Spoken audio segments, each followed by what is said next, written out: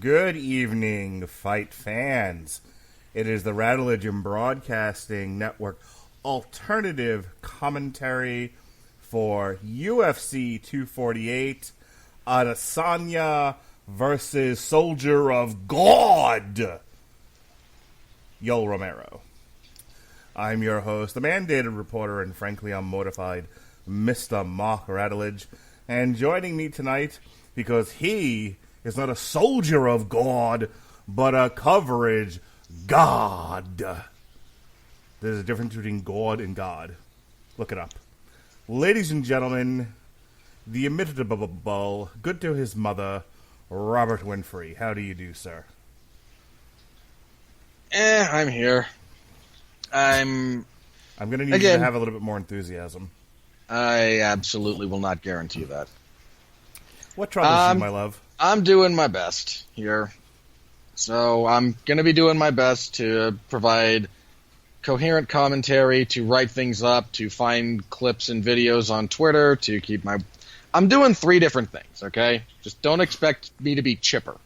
That's all I'm here. I'm going to put in the work. Okay. But I am just not really in a position to be just all golly gee hunky-dory about it. I mean, it's just us two. Tell me your troubles, Stephen. It's not just us two. If we were off air, I'd yell at you for an hour about all my problems. No. It's just me and you. Tell me all your secrets. I won't tell. No. All right. I am a sad, lonely person. It's all really the kind of boil it down. So from the bottom to the top, as we go, we started off on the early prelims card on ESPN Plus. And this is the fun part of our show where I'm going to butcher people's names. We had you are. We had Dana Batgarel versus my pal. Okay, stop. Yes? I have to. Okay, it's Dana Batgari. The last L is silent. Something about the Mongolian language. Okay, Dana Batgarel. No, Dana versus my pal Guido Canetti from the block, and he done got punched out in 3 minutes, 1 second of the first round. We had Gittim Jittim Chickadee defeating Jamal Emmers by split decision. For the record, Mark is referencing Georgian fighter. This is Georgia the country, not Georgia the state. Giga Chikadze. Yeah, if you're in Georgia the state with a name like that, they'll lock you behind bars. And then we move on to the 8 o'clock, depending on your time zone, the first prelims, the preliminary prelims, on ESPN proper. We had Gerald Meerschaert, Madam Shore. Help me out here. No. Defeating Deron Wynn by rear naked choke, which was a fun one for me to watch with my kids, because then I had to explain to my son why they were calling it a rear naked choke. At third round, 2 minutes, 13 seconds. Rodolfo Vieira. Oh. He's Brazilian, Mark. You know how that works. Rodolfo? Yes. Rodolfo. Yay, I remembered. Rodolfo Vieira defeated Sparky Saffron by submission in an arm triangle choke at 2 minutes and 58 seconds of the first round. Okay, also for the record, Adolfo Vieira, you are correct, submitted Saperbek Safarov with an arm triangle choke in the first round because Adolfo Vieira is one of the best jiu-jitsu practitioners of the last 10 years. Mark Madsen defeated Austin Hubbard by unanimous decision. And we capped off the night very quickly with Sean O'Malley, who was making his comeback after some time off, against Jose Alberto Quinones with a TKO, head kick, and punches at 2 minutes and 2 seconds, which brings us to our main card tonight. Now, we're going to talk about this in a little bit more in depth as we get to the main event, but if we could just talk about Adesanya versus Romero for a moment. Adesanya obviously walking in as the middleweight champion. Romero hits like a truck. What's the 50 words on this, or less? It's almost impossible to only do 50 words on this fight. You're going to have to try. This is not the ideal fight. Romero was technically on a 2-fight losing streak. Full disclosure, I thought he won both of those fights, but chips fell where they did. Is that why they got him? This is a gift No. for being robbed? No. He's here because the other two guys who should be taking the spot over him are not available. Okay. Paulo Costa, the guy who beat him in his last fight, is out with an injury. If you're a conspiracy type, you say he's cycling off of something to avoid being tested. And then the other one would be Jared Cannonier, who was signed to fight Robert Whittaker on this same card. Whittaker had to pull out. They were going to have Cannonier as backup. Cannonier suffered a chest injury. I believe he's now signed to fight Darren Till a little bit later, in a couple of months or so. So all roads, like the Red Sea parted, and on one end was the soldier of God, Yoel Romero. On the other, the last stylebender, Israel Adesanya. We were always going to get here. Okay. This is a great fight. You have the power of Romero, the explosiveness, the unpredictability, the Olympic caliber wrestling when he chooses to use it, against the most sophisticated striker that the sport's probably ever seen. A man whose style is layered in just feints and trickery and accuracy. Stylebender was he should have been your 2019 Fighter of the Year. I think officially I had him draw with Jorge Masvidal for it, and I'm not sure I would do that again if you asked me to put that same list together today. It's a great fight. It really is. All right, well, heading up this card, starting us off, we have in our welterweight division, Alex Oliveira versus Matt Griffin. What can we expect from this one? First of all, Max, not Matt. I said Max. Okay. You really kind of flubbed the X then. From Alex Oliveira, you have one of the dirtiest fighters in the UFC. This man will constantly grab the fence, grab the gloves, eye gouge, low blow. Is he another one likes to roll Shambo in the ring? Little bit, yeah. He's a bit of a just rough and tumble fighter. Not an easy win. But he's on a 3-fight losing streak. Max Griffin, I believe, is 1-3 in his last 4. To be fair, there's at least one of those I did think he won. But hey, he fought Thiago Alves in Thiago Alves' hometown and didn't actually finish him. You were never going to win that. I expect a brawl here. Both guys have some power. Both guys can go everywhere if they need to. Both guys like some hard-hitting action. I tend to lean towards Griffin a little bit, but just very slightly. This is going to be whoever lands first. So we should expect a fast finish here? No. We should expect a finish here? I can't actually control your expectations. But Griffin has not finished a fight since his second fight in the UFC. I'm confused. You just got finished saying, it's a matter of whoever lands first.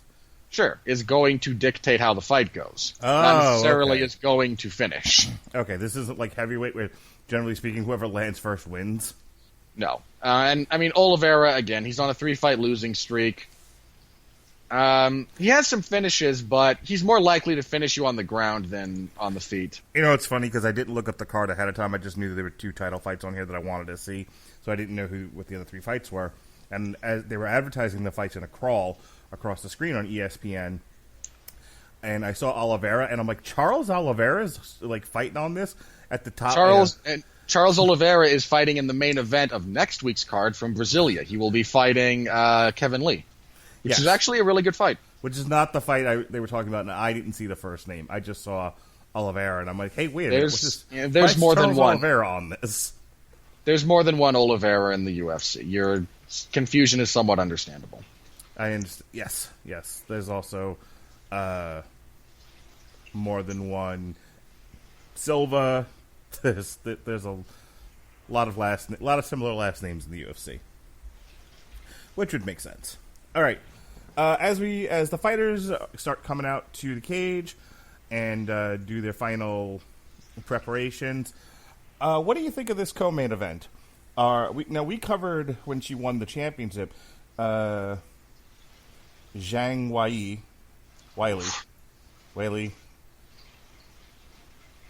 Come on. You were closest on the last one there. Let's just go with that. Zhang Weili?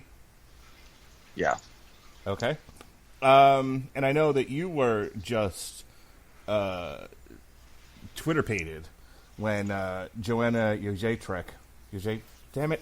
I was really trying on that one. I know, that's why it's funny. How do you pronounce her last name again? I'm not going to tell you. Joanna... We're going to pick it up. We're going to pick it up as we go along, but you can't call her champion because she's not. Jędrzejczyk? Just go. Just keep talking. Joanna, several consonants in her last name and hardly any vowels. That's really unwieldy. I'd come up with something better. It'll come to me. I'm surprised you... Look, Joanna Polish is right there, man. It's very low-hanging fruit. Since when has that stopped you? Because it wasn't my idea. All right, so Chinese Chinaman versus Joanna Warsaw. Give it to me in 50 words or less. There's a lot of unknowns still around Zhang, especially if we're talking about her in a 5-round capacity. The bulk of her career was fighting overmatched opposition, and in which cases she only got into the 3rd round, I think, once, if that. Joanna, by contrast, has fought 5 rounds multiple times. Joanna is the more proven commodity, but Zhang has a lot of power and has won 20 fights in a row, which is an impressive feat no matter who you are in MMA. Because even if chunks of your opponents were overmatched, not all of them are going to be. There's a lot of people really high on Zhang after she stopped Jessica Andrade in 40-some-odd seconds. That's the fight we covered from China, isn't it? I believe so. That's where she won the title, isn't it? Yes. Then yes. I'm not saying she can't win this fight, but there's a lot of people assuming that Joanna is going to fight stupidly, or ascribing to Zhang fight attributes that we have no evidence of. Again, I'm not saying Zhang can't win. Joanna can be caught, she can be flustered, but we haven't seen Zhang exhibit those attributes yet. So if she wins, which is very, very possible, I mean, with the kind of power she has, she doesn't even need to fight great for a long duration of time. She needs to fight great for a small subset of time and needs Joanna to slip. Let me ask you a question.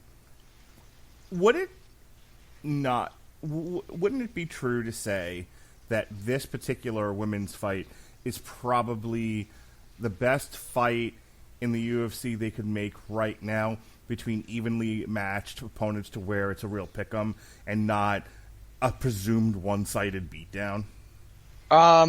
This or the 3rd fight between Valentina Shevchenko and Amanda Nunes. That's about it. Okay, that's what I thought. Because I was looking at this one, I was like, when I realized this was the co-main event, I got very excited because I legit couldn't tell you, like if I had to participate in a 4-1-1 Mania roundtable, I couldn't tell you which one I thought was going to win. And I'm usually pretty good, wrong or bold, whatever the case may be. I'm usually pretty good at looking at a fight and going, that guy, that girl. And certainly when Amanda Nunes, even when you are terribly inaccurate, you are very forceful in your prediction. That is right. I stand by my predictions 110%. I am very assured of myself, even when I'm 100% wrong. That being said, I couldn't tell you who's going to win this fight between these two gals. I lean towards Joanna because she is the more proven commodity, but that's about it. Okay. Well, we are ready to go to cage side here for our first fight in the welterweight division between Oliveira and Griffin.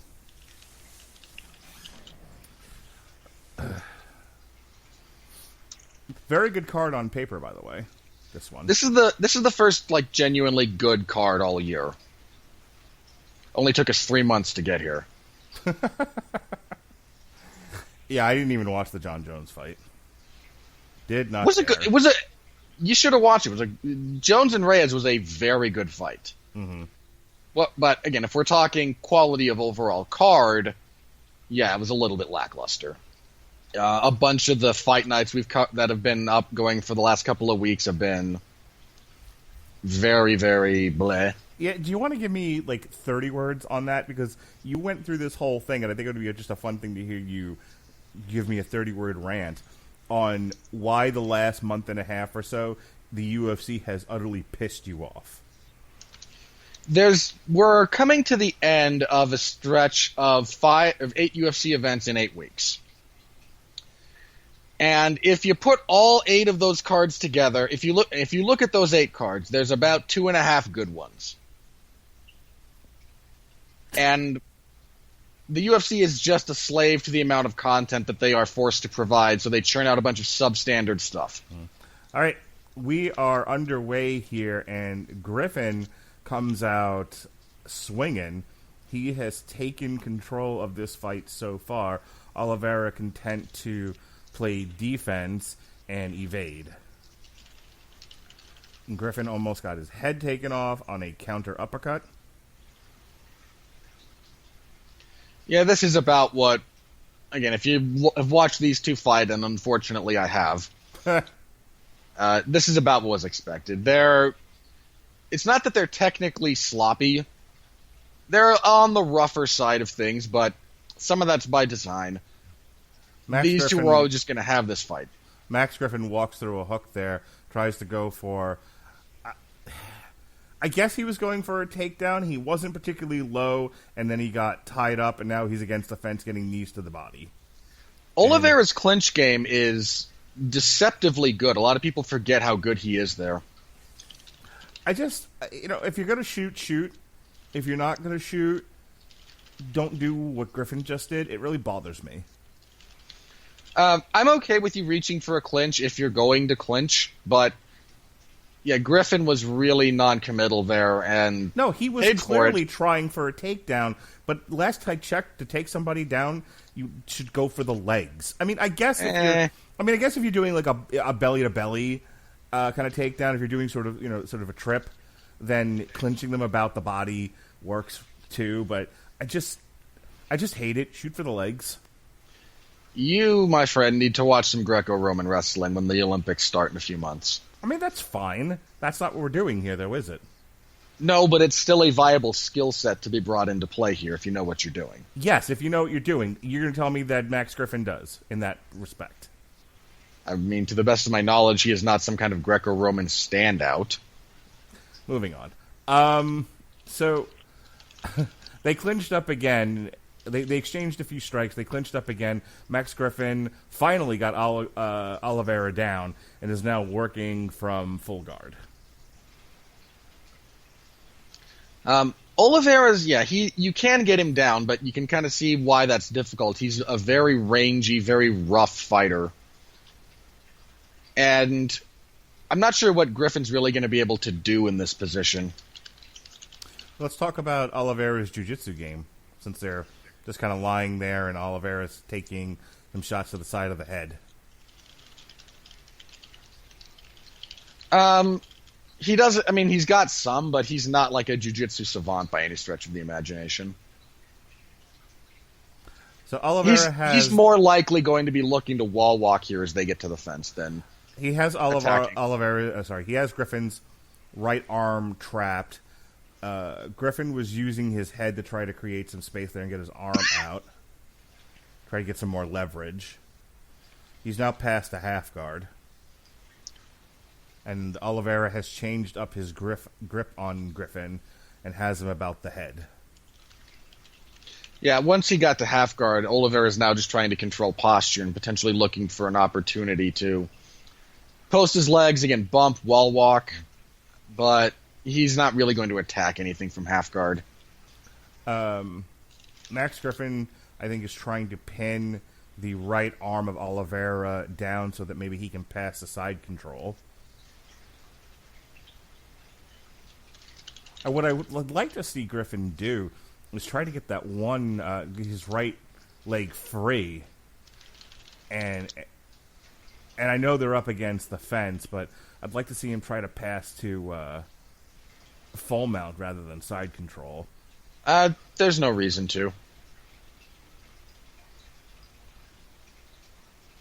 In this position, he'd be giving up opportunities for Oliveira to try and sweep him. He has a good position of control. He's trying to isolate the arm, get it behind him with the old Dagestani handcuff, and then unload with lefts to the head. He's basically doing, I hate to say, a bargain basement version of Khabib, but that's kind of what we're getting here as we see Oliveira regain his feet. Yeah. Griffin passed to the back, which allowed Oliveira to stand up. They struggled for a bit. Oliveira got taken back down, rode through it, hit Griffin on the way back up, and that's the end of the round. Good round for Max Griffin. 10-9.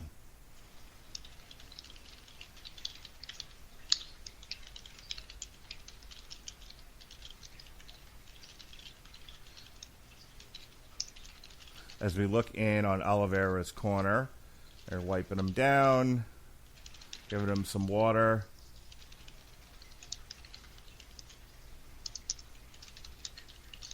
So, what did we learn from that first round? Nothing that I don't think a reasonable person wouldn't have known going into it. Griffin wants to be on top if we're going to be grappling, and that's not a shock. Neither of these guys are especially inspiring off of their backs. What did kind of surprise me was Griffin.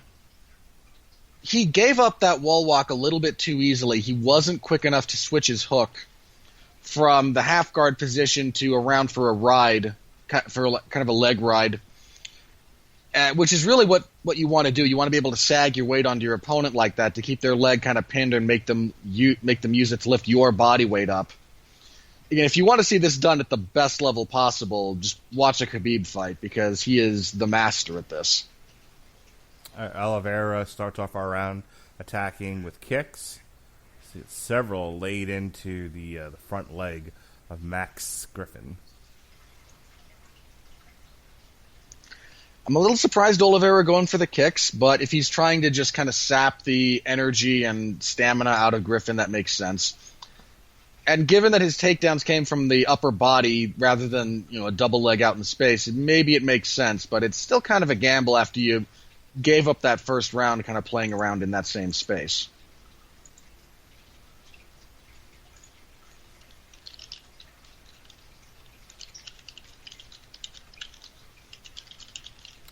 All right, and we see Griffin throw a punch and use the opportunity to once again clinch up and try for a takedown. Almost like he was going for a body slam there.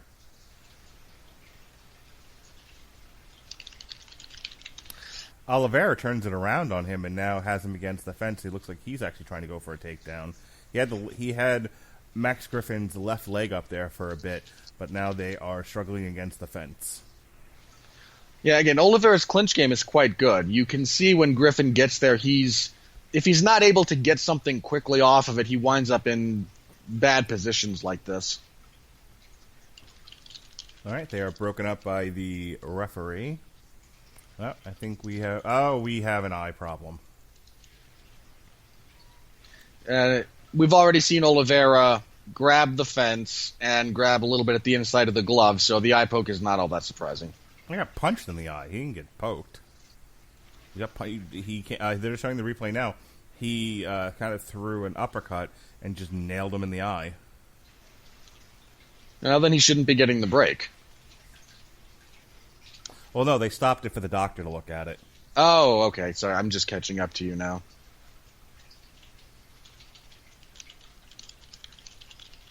I'm guessing that he got cut equally by the force of the punch and just like the stitching on the glove. I think something sharp on the glove caught him above the eye. Which does happen. That's how Gustafsson was able to cut John Jones in their first fight. Vitor Belfort famously won the title because he cut Randy Couture on the eyelid with the seam of his glove. So we were watching the prelims earlier, and the guys were standing and punching, and my son goes, "This has to be boxing, right? They're punching." I'm like, "Nope, mixed martial arts." He was like, but they're punching each other. That's boxing." And then we had to talk about gloves, and they're not wearing shoes. It's in a cage. There were a lot of discussions going on as to why this was not boxing, despite my son's insistence. Your son is an adorable dunce at this point in his life. He's fun. I enjoy his perspective on things. All right. Well, you have to, otherwise you'd kill him. It's true. You may not love children, but you'll always love your own. Darn right. All right, so Oliveira had... Oh, nice spinning elbow there from Oliveira. Gave Griffin a chance to get away, though.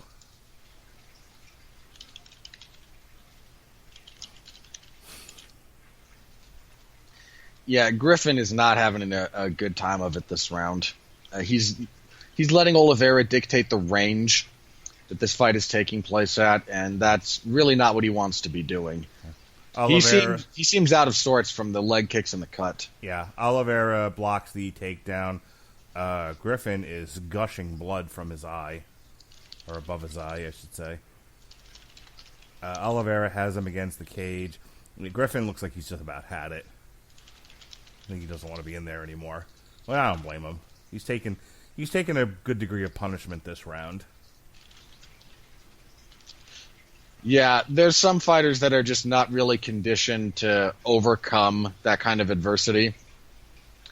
And Griffin, he can get back into this fight, but when you really put him on the back foot, he tends to struggle a bit. I mean, to be fair, somewhat ditto Oliveira, who's really good about dishing out kind of these wild fights, but less good about being on the receiving end of them.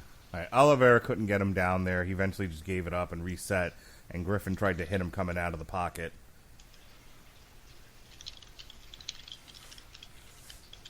Griffin throwing some straight rights, not tremendously effective. Oliveira can tend to throw a lot of teep kicks, keep Griffin at distance, and just, I don't know how powerful they are, but they're definitely very annoying. Griffin tried to throw a spinning back fist there. Charles Oliveira ducked under it with ease, tried to take Griffin down, but then Griffin backed into the cage to stop the takedown. Yeah, again, Griffin is really not having a good time of it. Those stabbing front kicks to the body just suck. They don't have to be, not everyone has to be thrown with your entire life behind it. But you just keep hitting them, and it just sucks over and over and over again. Yeah, I would imagine even a light teep kick into the breadbasket is not a pleasant sensation. Yeah, you'd be surprised. There's a lot of weight in your leg, so anytime you can get that kind of mass and force going into your opponent, it's a good thing. That takes us to the end of round 2. Easy round for Oliveira, so we're 10-9 apiece. I'd agree with that.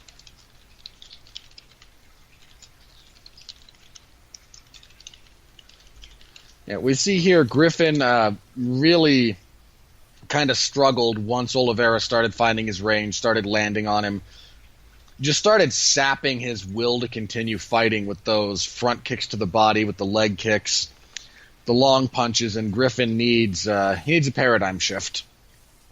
He needs to be able to either get this back to the ground, or he needs to force this thing to be in the pocket where he can use tighter, more precise combination work, while Oliveira's a bit more on the loopy side with his punches.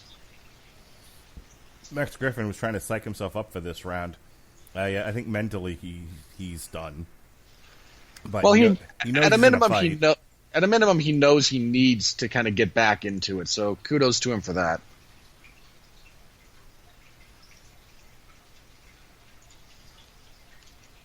Unfortunately for Griffin, they are clinched very quickly. So tell me about those elbows, because you're not supposed to go 12-6. But that looks like what he's doing. He's got enough of an arc in it. If you watch kind of how the elbow is coming down, it's not really. Then it's 11-5 at best. Yep, but that's all you need. Really, if I go 11-5 or 1-7, I'm good. But if 12-6 is no. Yes. Ha! Seems to be a bit. It is a ridiculous and outdated rule. It is, yeah, that seems to be very picayune. Look, the real reason, I think part of the real reason we can't have 12-6 elbows in the sport is refs suck about calling blows to the back of the head. Mm-hmm. If refs were diligent about that, you could give us 12-6 elbows, because they're awesome techniques when you're standing. Mm-hmm. But no, there's there's no concern apparently over the brain stem. Anyway, Oliveira wrestles Griffin to the ground. He's got a full mount on him, though Griffin is kind of on his side. He's trying to shift his weight onto his elbow and try to get back to his feet. But nope, Oliveira forces him back down, loses the mount position, is now in half guard. Griffin is a mess. Oliveira is just like a plate of hash browns from the Waffle House, smothered and covered. Yeah, that cut he's got is it's not a fight ender, but it really sucks. Yeah. So just having the guy just all over you. Yeah, Oliveira is not giving him a lot of space, not giving him a lot of room, not giving him a lot of viable options. If Griffin is able to try and force a wall walk, he's going to be taking damage all the way up, and he just kind of doesn't want to at this point.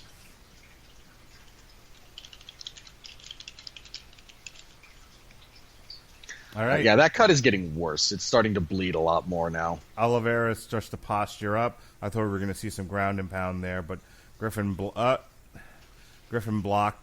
enough of it to where Oliveira had to switch to a different position.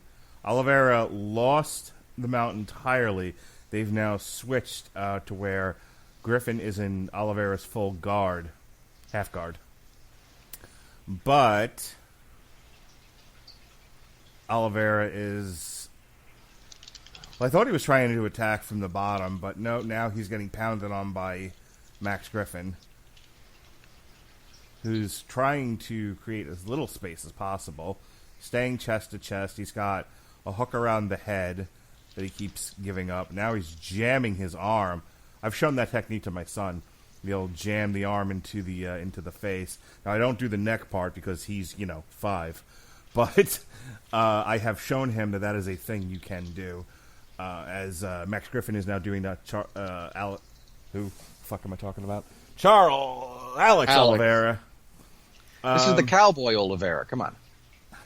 Yes, I saw the hat earlier. Max Griffin was jamming his forearm into the neck and face of Alex Oliveira. He's also constantly trying to pin down the right arm of Oliveira with his leg. He's just not. Unfortunately, he's not high enough up in his half guard to do it. You need to be almost more in like a half mount than a half guard to really pull that technique off.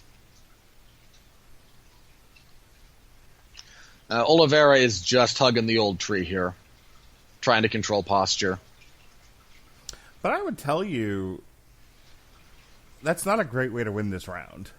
You're sort of resting on your laurels of what you've accomplished up to this point. But this last minute has been all Max Griffin. Yeah, this is going to be a tough round to score, actually. They've both had a lot of success. Well, a lot of judges will score a fight on who was winning at the end. That's true, because judges suck. So, based on that criteria... Oh, stop hugging. Based on that criteria, hug when it's over. Like, you haven't won anything yet. Just stop. The fight is over. Yeah, but you got to get your hand raised still. No, you can hug once the fight is done. You can hug. You can just hug and like, oh boy, we just went through hell together.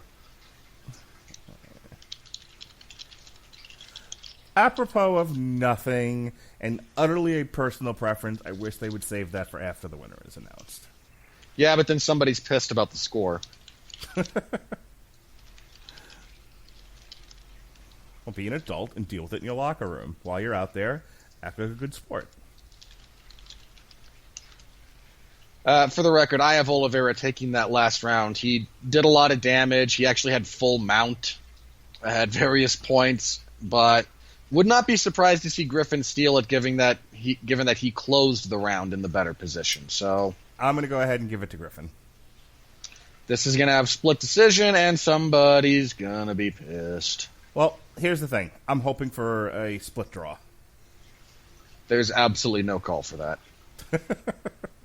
Which does not mean we won't get it, for the record. Look, all that has to happen here is one judge rules for Oliveira, one judge rules for Max Griffin, and then one judge gave him 10-10. Boom, split draw. I am aware of how a split draw works, sir. I'm sure you are. All right, folks, we have our decision. Your winner by split decision, which is about what we said was going to happen. Alex Cowboy Oliveira. So, next up, Robert Winfree's favorite fighter, Neil Magny. That is not accurate. Versus Li Zhangliang. Oof. Zhangwang, Bon Ma, Li Jingle Jangle. How hard is it for you to say Jing Liang? Jing Liang. There you go. Neil Magny versus Li Jingling Keys. Go. Li Jing Liang is technically your super violence weight champion. Stop. Which he... Explain. What? Explain super violence weight. Oh, this is a thing that has been created by some MMA fans on the internet. Okay. Well, for those of us that don't live on the MMA internet, please explain. It can only be transferred via finish or a decision in a fight in which over 300 combined total strikes were thrown. Okay. And he's the current super violence weight champion? He won it when he stopped Elizeu Zaleski dos Santos in his last fight, which was a significant upset. Now, wasn't that also in China? Might have been. Who was it? Who was the guy he fought? Who threw a million strikes? No, he finished him. If you finish, you can keep it. Okay. Well, okay. What was the guy's name? Elizeu Zaleski dos Santos. Yeah, that was Andrade versus Zhang Zhang.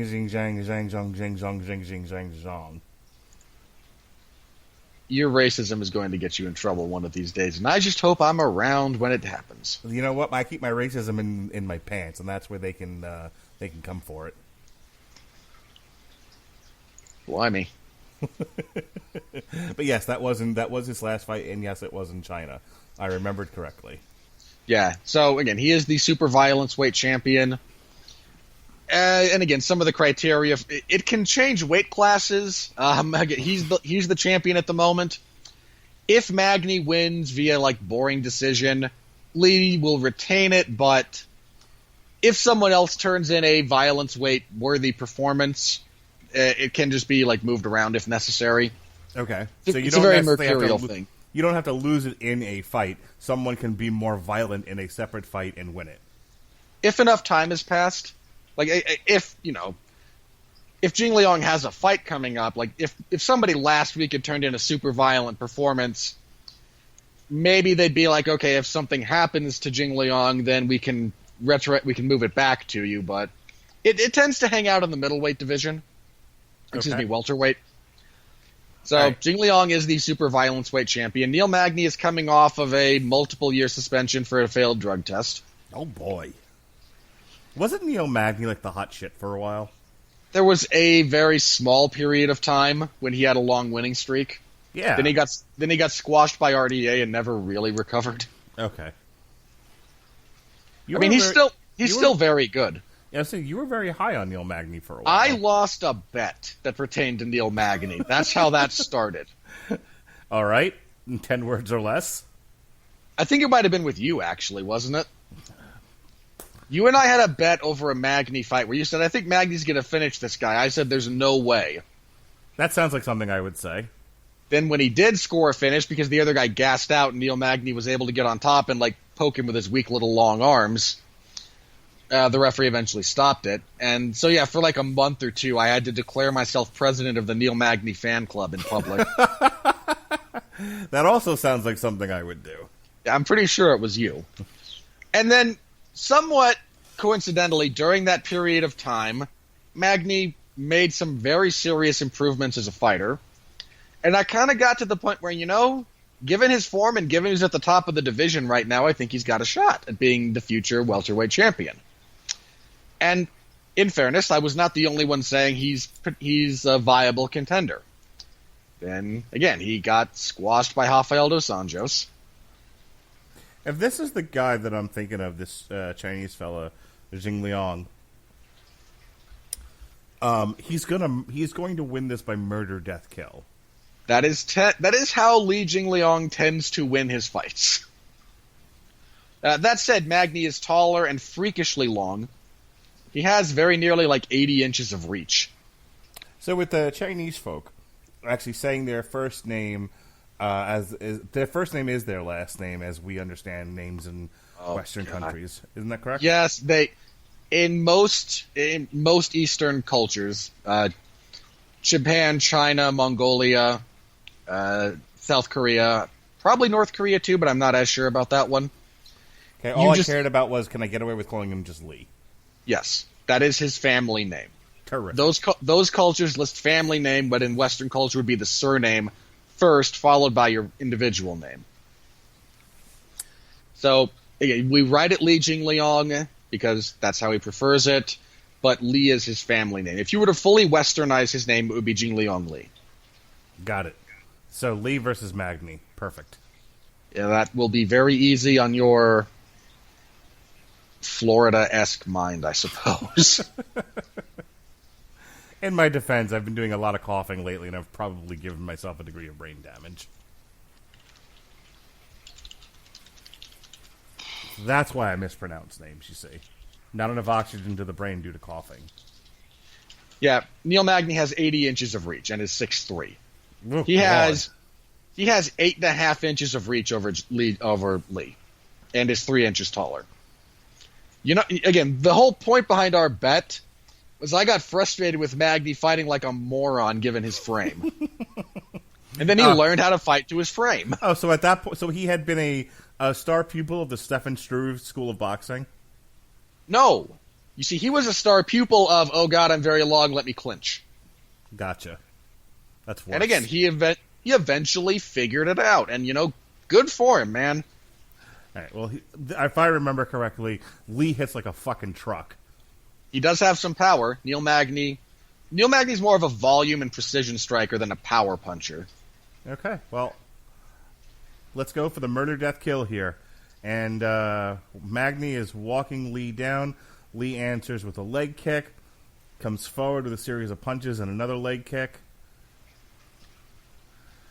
Magny is very susceptible to leg kicks. Lorenz Larkin nearly crippled him with them. Rafael dos Anjos swept his legs with them and then finished him. It's a good strategy. So I know if you've got quick hands, you can do this. Certainly, it's a thing done in boxing. But the keeping your lead hand down by your waist and then throwing it the way Magny's been doing, it just drives me up the wall. You, sir, need to watch more Tommy Hearns fights. I understand. It can still drive me up the wall. Not everybody that does it is good at it. That is very true. Again, Magny gets away with it because of his freakish reach and length.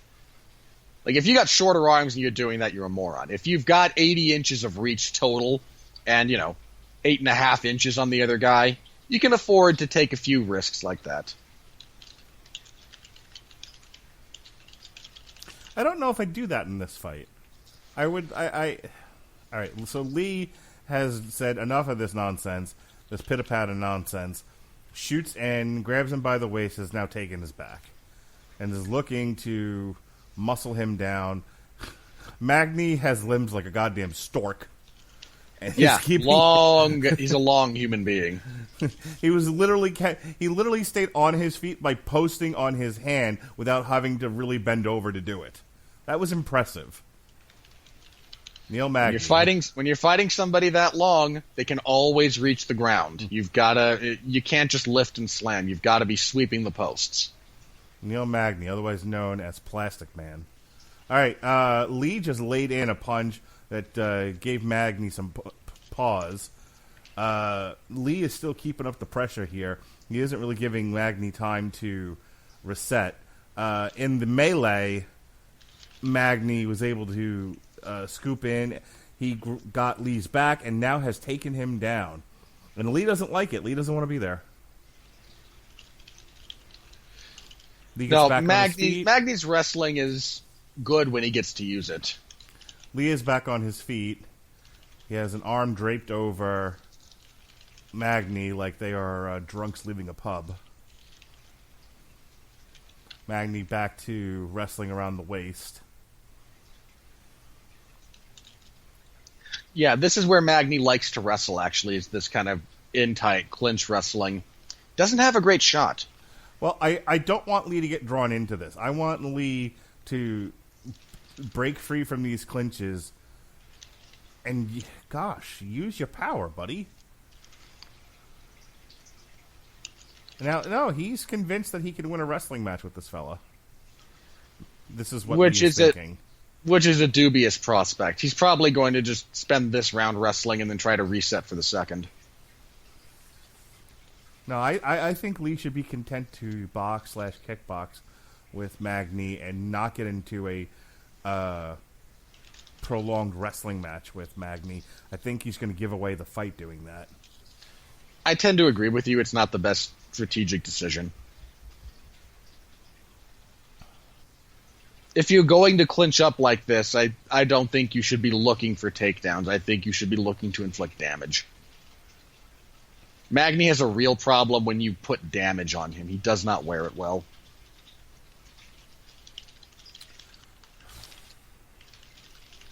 Lee, frustratingly, is going for a takedown. He gets it eventually. So, good on him for that. Now he is fighting in full guard and deep kicked from the bottom by Magny. And now they are both back on their feet. Yeah, Lee seems to be struggling with the range of Magny, which, I mean, Magny's measurements are not unknown. You should have known you were fighting a long guy who likes to fight all the way out or all the way in. Yeah, but don't let him do that to you. Get in there, get in the phone booth, use your elbows, use your short strikes. Swivel them hips. I'm not disagreeing with you. I'm saying this is what he should be doing, and I understand that you're agreeing with me. But this is only the first round, and it's frustrating to watch. And not because it's like, I know there are your casual MMA fans. By the way, what'd you give that first round to? Probably lean towards Magny, but I think a 10-10 wouldn't be out of the question. Yeah, I tend to fall on the 10-10 side. In any case, You know what? Screw it. I'm actually going 10-10 because I can. Good for you. I will be the bastion of let's get more draws going in MMA. I am not afraid to score a rather bland round 10-10. That's what I was saying. Casual MMA fans, may say, "Oh, this round wasn't very interesting," and that's the frustration. It's not that there wasn't. There was plenty of activity in this round. There was definitely things going on, but it was frustrating to watch because you have Lee who isn't playing to his strengths, and you have Magny who I think is utilizing his strengths but isn't capitalizing on them enough to have led the round. Yeah, I'd agree with that. Jumping knee from Neil Magny. Odd choice. If Lee was looking for a takedown, he handed him a good opportunity on a platter there.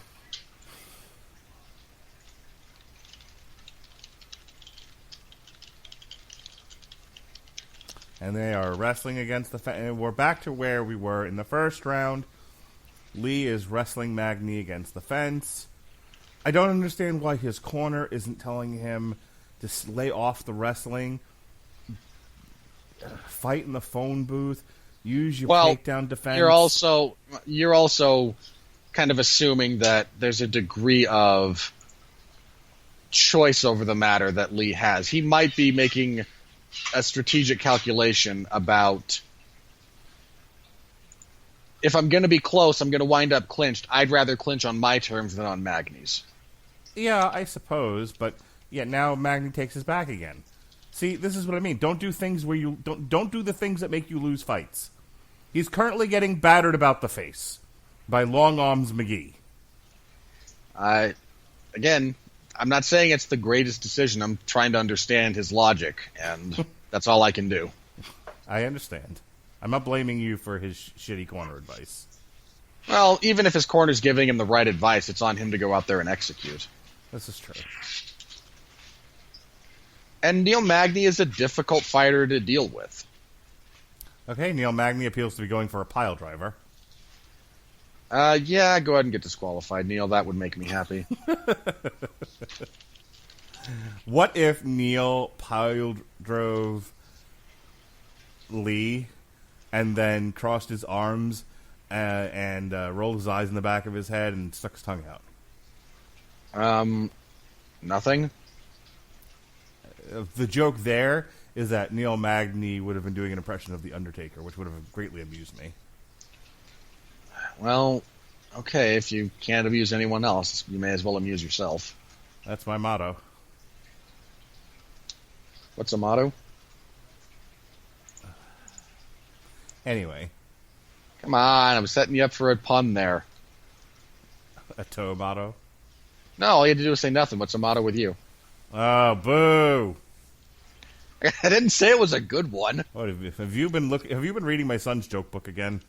No. If you're wondering why we haven't been calling the fight, They're still fence wrestling, guys. Neil Magny with a takedown, takes his back, tries to lock up the leg there with his leg. I love Magny does. Oh, hey! Stop me if you think you've heard this one before, but Lee's getting punched in the face from the back. I don't know if Lee can hear me. He can't. He can't, and he doesn't speak English. My understanding of football is that the teams can hear people shouting through the television. So, your understanding of football comes from a giant bunch of rednecks who care more about college football than they do about their own career path. All right, so Lee finally broke free, laid in some strikes on Magny, but he looks flippin' exhausted now. And now Neil... Fighting like this, again, we're somewhat flip about it, is extremely taxing on the cardiovascular system. Sure.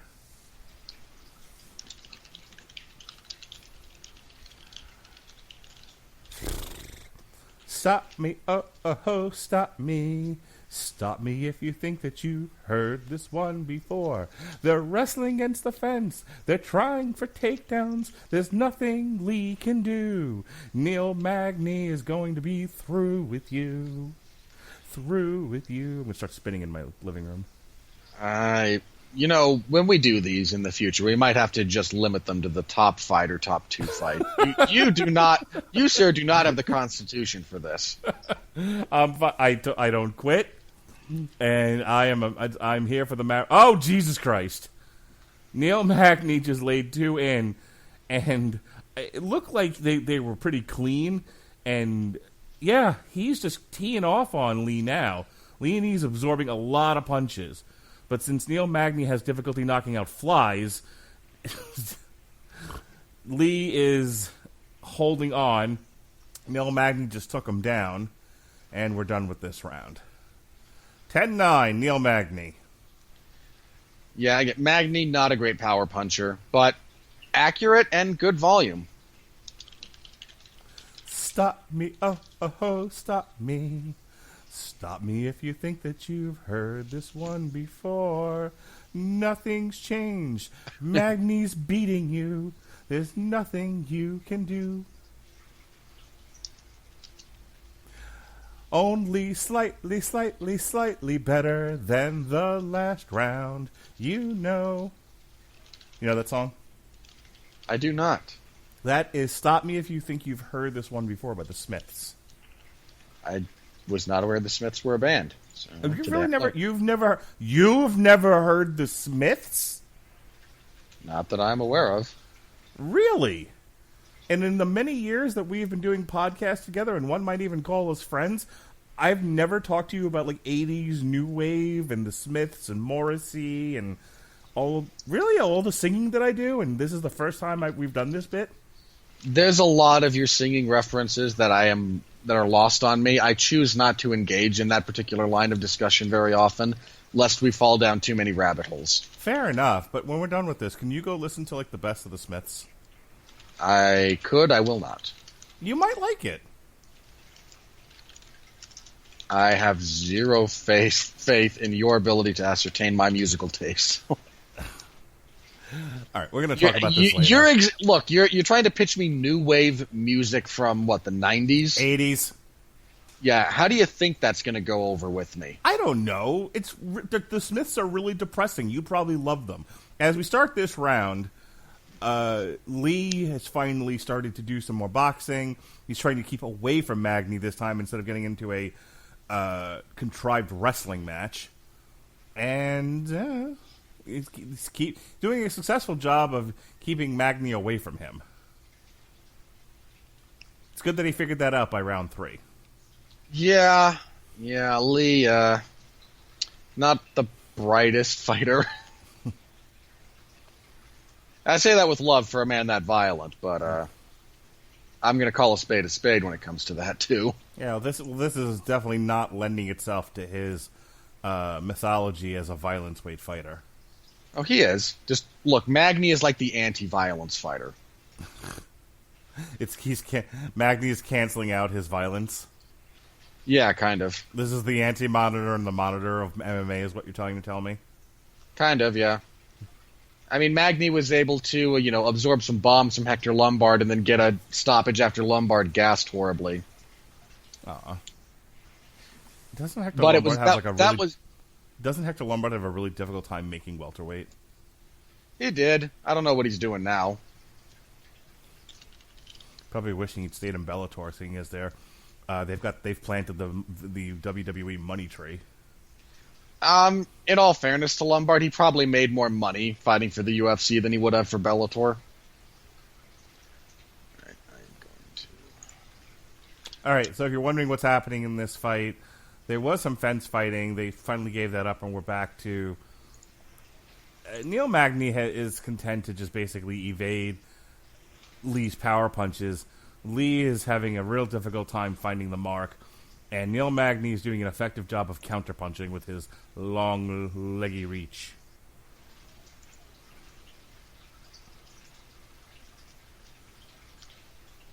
Yeah, that's about right.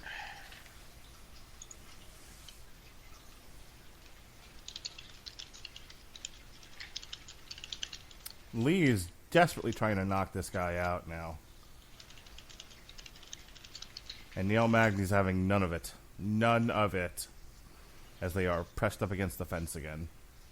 Yeah, well, Magny doesn't care how he wins. He just cares that he wins. And, fair play to him. Well, it's entirely likely he won the first round on the professional judges card.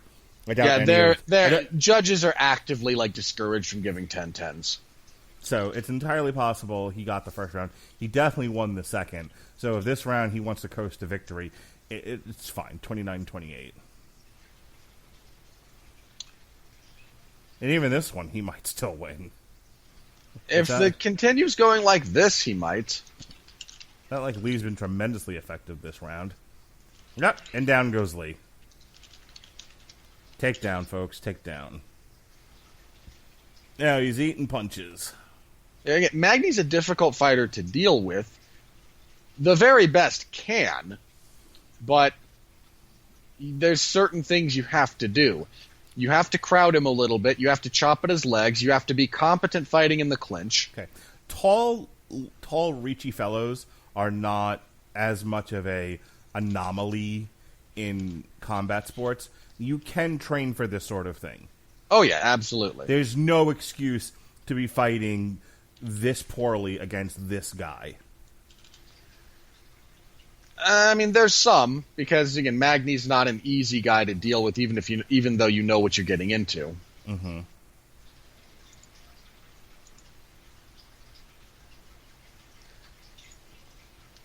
And I'm not necessarily suggesting Lee should have rolled nice knees to the butt. Should have just rolled over him like he was CM Punk or something. But I wish he had fought this fight better, and I'm wondering if they just didn't prepare for it. I think they prepared for it. I just think, Magny's a hard puzzle to figure out for a lot of guys. So, And you have to make smart adjustments, and Lee is not exactly known for smart adjustments. He's known for power, trying to get himself out of bad situations. well, that's the end of round 3, and it's either going to be 29-28 or 30-27. We shall see momentarily. All right, and we have our final decision. Neil Magny wins by unanimous decision, 30-27 across all cards. For the record, to be eligible to win the super violence weight title, the two fighters have to combine for at least 300 attempted strikes if you go to a decision. The two fell short of that. I believe they had a combined attempted of 253. So Li Jingliang technically retains the super violence weight title, but he does have to finish his next opponent, or the title will be vacated. I have a prediction. I think Yoel Romero becomes the super violent weight champion tonight. You know, you asked for my thoughts on that fight. How about you? Who are you picking to win this thing? Because I know you've never actually seen an Israel Adesanya fight. I have seen an Israel Adesanya fight, you bastard. Okay, which one? All right, here we go to the Wikipedia page. No, stop. Nope. Gathering Nuts in May. Nope. Stop. What? Which one did you see? I have to... Wait a minute. Why am I not allowed to reference it? You know I have a terrible memory. Okay, because I am half convinced if you look it up, you're going to cheat and go, oh, that one. Okay, I know I saw the Robert Whittaker fight. Okay, fair enough. Because I bought the T-shirt right before that, and I was all, yeah, representing Bobby. Oh, he lost. Poor Bobby Knuckles. I still love Robert Whittaker, man. He's still great. I'm fairly certain the first fight Overeem lost in the UFC, I had a T-shirt for that one as well. I don't remember it was... Okay, so whose T-shirt are you wearing for this one? I'm currently topless. I hope that image burns in your mind. Mark, if the image of your bared upper torso was the worst thing that ever crossed into my brain, I would be a lucky man. You, sir, do not rate. One of the nurses that I work with suggested that our podcast should be visual mediums because that's more popular and who wouldn't want to look at us. And I told her to go back to her desk and think about what she said. I definitely saw the Robert Whittaker fight. I may have seen the Kevin Gastelum fight. Let's see, that was UFC 236, and that was Holloway Poirier 2. Maybe not. I'd have to go check my calendar. But I definitely saw the Bobby Knuckles fight. All right, so what's your question? I don't have a question. Oh, well, apart from... I didn't get your thoughts on the main event, but since you've seen a grand total of one Israel Adesanya fight, I assume you're going with Yoel Romero because that's how you roll. Was it Yoel Romero who also wouldn't let go of chokes half the time? No. Who's that? Who am I thinking of? That could be a number of people, actually. There was another Brazilian guy with an afro who was getting himself suspended because he wouldn't let go of chokes. Husamar Palhares at various times probably fits that criteria. No, you sure it wasn't Yoel Romero? Romero's not Brazilian. I may have not had the ethnicity right on that either. That would be nationality. Ugh.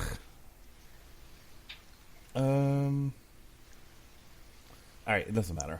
But this is really bothering me now. Okay, it's definitely not him. He's either decisions or KOs people, so it's not him. There was another guy. Maybe he went to Bellator. Why don't you remember these things that I half remember? Damn it. All right, because I watch so many fights that you're giving me nothing here. Oh, he held on to chokes too long. Okay, that narrows it down to about 10. Okay, give me those 10. I can't remember most of their names. God damn it! You're supposed to have between you and Pat. You are the people that have glimmering elephant memories. I am terrible with names. I am better with faces. So's your mom. I'm not sure that's true. Beneil Dariush versus Drakkar Klose before they actually start fighting. Go in 20 words or less. This is a good fight. Drakkar Klose is mostly a calf kicker, wrestler. While being from Michigan, he fights out of the MMA lab. So you kind of get a feel for his style based on that. Beneil Dariush, great left body kick, solid overall grappler. Dariush has just been a workhorse for the division for quite some time. Got to the top 15 at one point, fell out of it, is trying to work his way back. close, young, and promising guy looking to make the biggest win of his career here if he can take out Dariush. So, relevant enough fight. Okay, perfect. Here we go. Round 1. Dariush in the blue trunks and Close in the black trunks. Which is good that I pointed that out in an audio medium. Yep. And to be fair, if we ever do decide to do, some kind of visual medium for your YouTube page, we should probably be doing like reaction videos because, you're an animated kind of guy. I am an animated kind of guy. Yeah, sketchy. Arrgh. How did you get to walrus growl from me calling you sketchy? Because it's 11 o'clock at night where I live. 11:30. Look, man, you knew what you were getting into when you decided this was a good idea. Dariush has Close by the waist. He's trying to get a takedown against the fence. It's going to be a tough ask. Not impossible for Dariush, but Close is a very good wrestler. Looks like he was trying to stick the leg between Close's legs and get a nice judo throw going, but didn't work. Goes for the body lock. Now he's right him, cowboy. Woo! Dariush has his back. He's got a body lock on. So some might say Close should just take a back bump to try to get Dariush off of him. What do you think about that? The people who say that are people who watch professional wrestling but not real fights. So jumping onto your back when someone's got your back is not a good idea? If you want to give them full back mount and potentially a choke, sure. You don't, and the impact, some would say, the impact of which, if you forcefully jump to your back and try to knock the guy out in the process. That carries about as much weight in practice as a no-touch knockout. It is a terrible idea. You're better off going forward and trying to spike their head into the ground Isn't that than illegal? going backwards. It depends. As long as they have the ability to control whether or not they get spiked, it's not your fault. So if you pitch forward and you're not controlling their hands and they go, you know what, I'm going to hold this choke and just just let my skull crash into the ground, that's not on them. Gotcha. That's not on the person doing it. Again, the real danger in the pile driver is that, their head is caught between your legs and they have no means of defending themselves. They have no control over what's happening. Dariush is still fighting for that choke. Yeah, Dariush is really good from the back. He's good at taking the back. He's good at maintaining it. You see him have a body triangle locked in here, even though he's in the standing position. And he's just fishing for the choke. Now, this is a bit taxing on the legs. That's the other reason you don't want to just dive backwards. You're giving your opponent a better chance to rest. The notion that you can just, throw yourself backwards and the impact will dislodge them, unless you inadvertently headbutt them in the face with the back of your own head, it ain't happening. Alternatively, if there's like a 400-pound weight discrepancy, maybe. But you need, again, an absurd disparity like that. So, Dariush has had this back choke with the body lock in a standing position for 900 hours. What do you do if you're Close at this point? Close is kind of doing everything he can. He's hand fighting. He's losing the hand fight. Yes, he's struggling with it, but that's all he can. I mean, there's really only a finite number of ways you can actually attack that body triangle without using one of your hands. And if you use one of your hands for that, you're not going to be able to get the 2-on-1 hand fighting that you need to stop yourself from being choked. He's kind of got to hope that the strain of holding himself in this position is going to make Dariush bail on that position with his legs. Because it is taxing on the legs to hold this. Dariush seems committed to this position. Well, he should be. It's a great position. Close content to try to just elbow the legs now of Dariush. Yeah, that's how you know he's really not having a good time, when he's starting to throw stuff like that. What about trying to lock up the arm in some sort of submission from that? Is that a thing you can do? For who in this Close. position? Not really. I mean, if you want to get, like super theoretical, maybe if you get 2-on-1 wrist control, get the arm all the way to the other side, post the elbow into your neck, and then yank it, maybe. But your opponent has to be compliant in at least 2 of those 3 steps. It's not really a thing. If you have your 2 hands free, why not try to grapevine that arm and maybe put some pressure on the elbow? Like, lock it up, kind of twist it around, you know what I'm saying? You can try, and Close has been attempting that a few times, but the real risk there is if his grip slips, then Dariush is right back into choking position. I would tell you the other side is that if he's got 2 hands on one of Dariush's limbs, leaves Dariush the ability to hit him with the other, hit him with his other arm, and there's nothing there for Close to defend himself with. By the way, Dariush 10-9. There are also ways to finish that choke with just one arm, so you do want to kind of have both of your hands free if necessary. It's just a rough spot for Close to have found himself in. I mean, for shits and giggles, Close might have tried to, maybe tweak Dariush's arm enough to where he says ouch and lets go, and we have a kick in the balls. That's unfortunate. But also to be fully expected. Well, we're back into play. Anyway, for the record, everyone, if they're not going to actually take points, I don't know why more MMA fighters don't just go, you know what, first opportunity, I'm kicking you in the balls as hard as I can. I made that suggestion to John War when we were just talking about boxing. Oh, nice punches there from Close. He is giving Dariush something to think about. He's just laying him in there. He does not want to get caught in another damn choke. Close has very fast hands. Dariush now coming back with a series of... Oh, shit! Knockout. Beneil Dariush. There we go. Who didn't like getting punched. He did not like getting punched by one Drakkar Klose. And so he came back with a series of punches on his own and knocked out Drakkar Klose. Your winner. Again, Dariush, not the fastest hands, but the man can strike. He certainly can, Ollie, and boy, did he ever. All right, we have the official victory here. Beneil Dariush defeats Drakkar Klose by KO punch in 1 minute of round 2. So it has come to it. We are here at our co-main event. The gals are taking the big stage. We have Zhang Weili versus Joanna Jojejra. I don't know if I want to save you from yourself or not.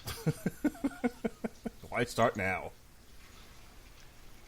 And this is Zhang's first title defense since winning the title back in August in Shenzhen, China, August 31st, 2019, which we covered that fight right here on the Radulich and Broadcasting Network. For the record, to further prove how out of touch Mark Radulich is with reality when it comes to MMA, I believe your suggestion for Andrade's first title defense was to be on the a Singapore card or the South Korea card at the end of the year against Tatiana Suarez.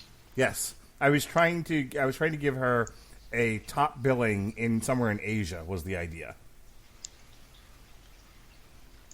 And so here we are. It's March. And she's in Vegas. And she's in Vegas. And she's in the co-main event. And she's fighting Joanna Jędrzejczyk. But I tell you, when she wins this one, top of the line, top card in some place in Asia.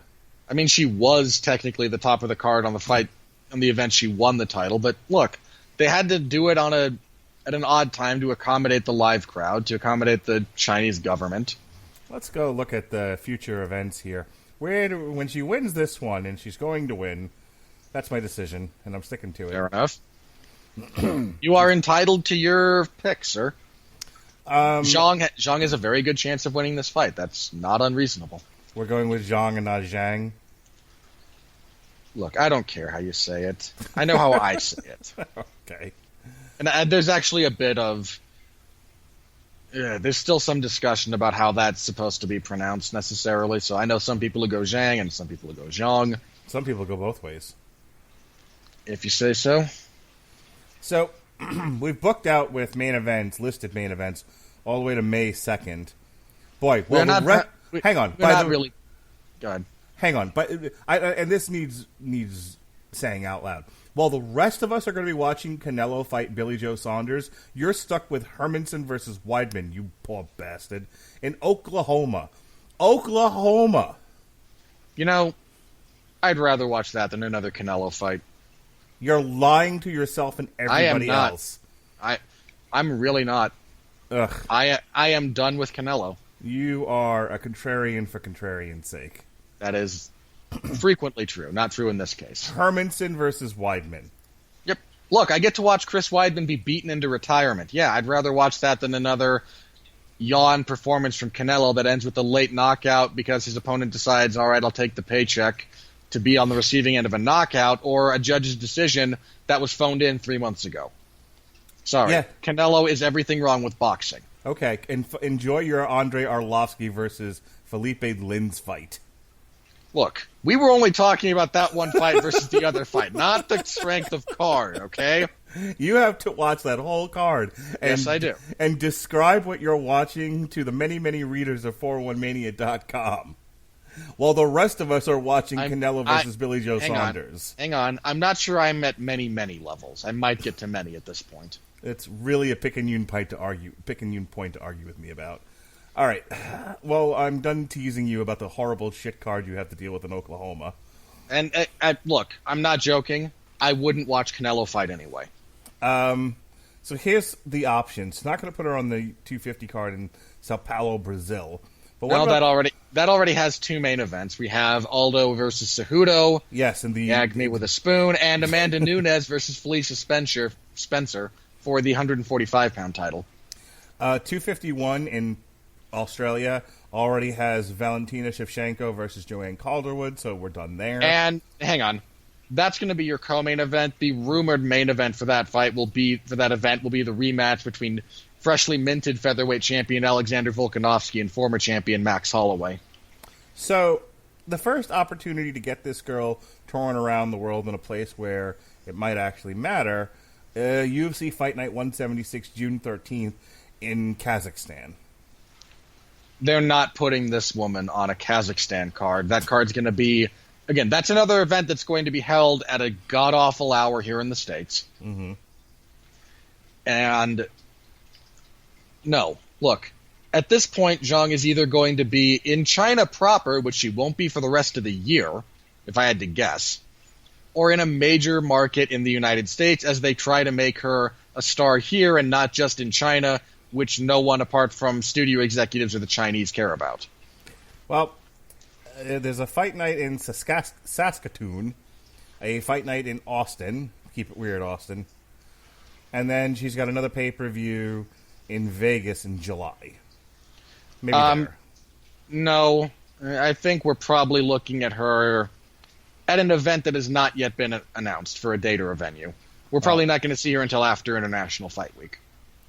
Well, that's fine. Again. So August, September, if I had to guess. So I don't know when they're going back to Asia, but that's where I'd like to see her headline the card. Given the status of the coronavirus, not soon. Well, come on, they'll have this thing done in short order. By the time she has to fight again, this will be a thing of the past. Along with bird flu, swine flu, Y2K, all the natural disasters. I'm not disagreeing with you about how people are overreacting to the coronavirus. But, again, I don't know that they'll put her in China just because they would have to put that event on. They could put her in Japan. They could put her in South Korea. She would get booed out of the building in Japan. They could put her in the Philippines. They're not sending a UFC champion to Manila. All right. Or Singapore, for that matter. Moving right along. As these fighters these championship fighters take the big stage. They have entered the cage. We're getting final announcements here. Give me 10 words or less. How do you see this one going? There's a lot of, I mentioned at the top, there's a lot of unknowns around Zhang. The more this is contested at distance, the more it favors Joanna. She's great about fighting over 5 rounds. She's great at winning rounds, at sniping at you, hitting you at the end of her jab, at the end of her kicks, and just making your life miserable for as long as you're in the cage with her. Yeah, if I remember correctly, Zhang has a lot of power in those little arms. Yeah, she has a fair bit of power, but I won't say she can't use it here. She's not really demonstrated extreme ability to close distance. One of the ways that Rose Namajunas undid Joanna was constant fakes and feints to draw out Joanna's counters until she started freezing up. The ability to bounce in and out of range quickly, to pepper her with a jab, and to just disrupt her constantly. And even then, Rose got the crap kicked out of her legs in the rematch, ate some punches. She just landed harder punches. Zhang has not really demonstrated the ability to consistently close distance. She tends to wait for her opponent to do it for her. She does a lot of following when her opponent circles. There's a real chance Joanna leads her around the cage by the nose and just snipes at her from long distance over the entire course of the fight. I hear what you're saying, and I've taken it all under advisement, and I've put it through the Radulich 5000 analysis data bank, and I have got the following prediction for you based on all the relevant statistics. Are you ready? Sure. First round knockout, Zhang. That would be a heck of a thing if she could pull it off. That's my prediction. Okay, it is not an impossibility. It is an extreme unlikelihood. Well, that's what we like. That's how we roll here on the Radulich Broadcasting Network. No. Extremely unlikely. That's how you roll. Well, I am the patriarch. Fair enough. All right, here we go. Round 1. Again, look for Joanna to keep this at distance, to chop at Zhang's legs with inside leg kicks, outside leg kicks, long jab, make her miss, let her overcommit, circle, counter, repeat ad nauseum. A lot of bouncing from the gals to start off this fight. Not a whole lot of connecting with anything. Well, Zhang isn't stupid. She's not going to try to just bum rush Joanna apropos of nothing. That's kind of what I was hoping for. She just runs screaming across the cage. Ah! Look, that's what Jessica Andrade did, and it got her knocked out. Fair enough.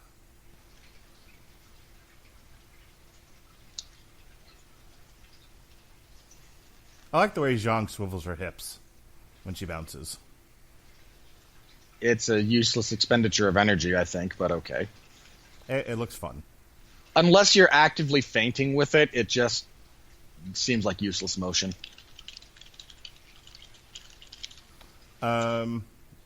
Joanna came forward with the strikes. Zhang just laid in a big left. Got Joanna thinking about what she wants to do with her life.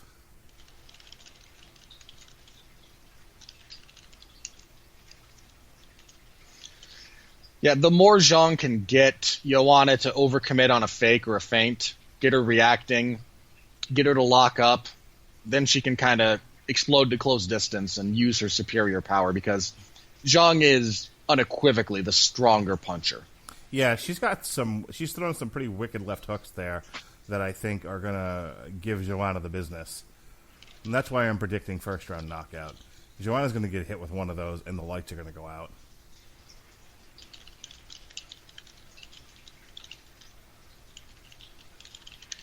Joanna landed a good right.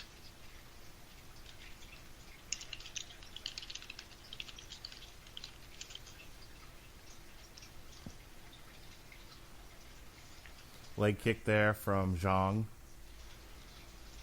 Yeah, what you're seeing is kind of what was expected. Zhang is quick with her, reactions, but she's really struggling with the distance as a generalized matter, of course. Joanna right is... there. And Joanna's, picking at her at distance.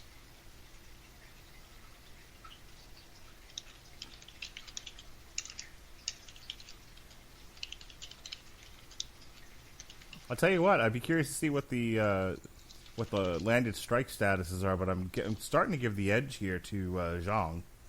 You are smoking something. I think she's landed more than Joanna has. She hasn't. The majority of what Zhang is throwing is falling on the guard.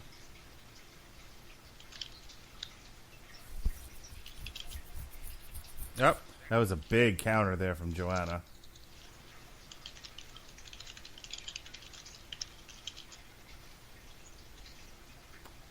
Spinning back kick there from Zhang. Yeah, Zhang's left hook is not finding the target all that often. She's not got a feel for the distance yet.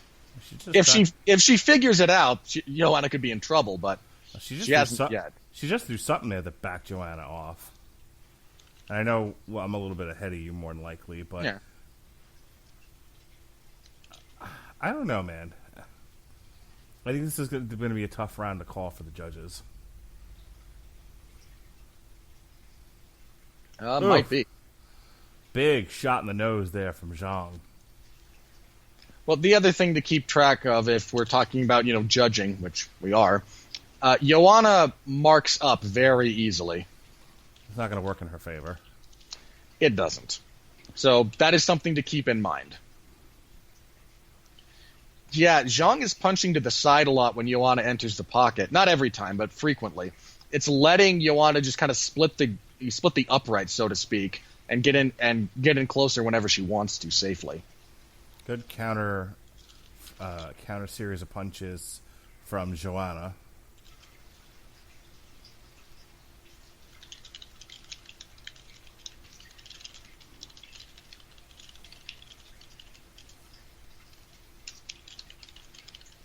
I think we're less than 10 seconds away here from this first round ending. This one entirely on the feet in the first round. There's going to be a lot of striking in that. Neither woman is... They're both competent grapplers, but that's not where either of them generally chooses to go. All right. So you scored that round for Joanna. You don't think that Zhang landed as many as I think she landed? Zhang has fast hands and she's throwing a lot, but yeah, a lot of that is not really landing.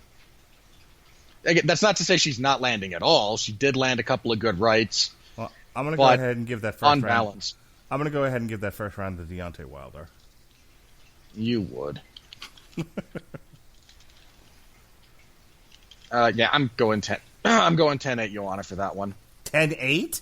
Sorry, 10-9. I horribly misspoke there. Look, you got me thinking about Canelo, so of course I'm thinking about awful scorecards. It was a total misspeak on my part. Zhang actually, again, I am behind you, so Zhang's starting to make her punches a bit more hooky, and that's kind of stopping Joanna from being able to just enter the pocket willy-nilly. I would not be surprised if later on tonight, when they reveal the scorecards, at least one of the judges gave that first round to Zhang. Again, I can see the argument. I disagree. I mean, I would argue even the biggest blows of the round were Joanna's. She backed Zhang up at least twice with pretty hard rights. Yeah, but Zhang backed her up at least that many times as well. I saw Joanna take a couple of hard shots from Zhang and retreat. Yeah, again, they both landed good punches. They both backed off on occasion. So then we have to go to more of the numbers, and I just don't think Zhang landed that much.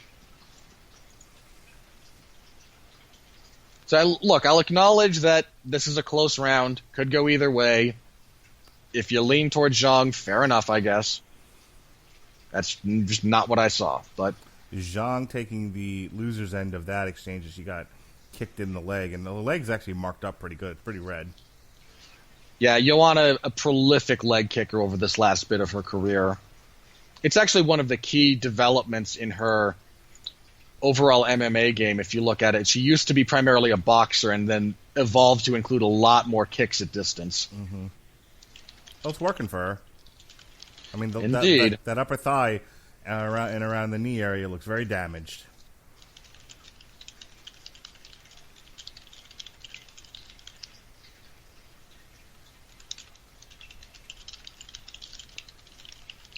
Yeah, Zhang needs a way to address those kicks because the more of those you won't be able to spring effectively once that leg takes a lot of damage, and Joanna is piling that up. So Zhang decided to shoot in on Joanna. They are now cascading along the fence. Not a good sign when your power puncher decides, hey, let's try a double leg. Yeah.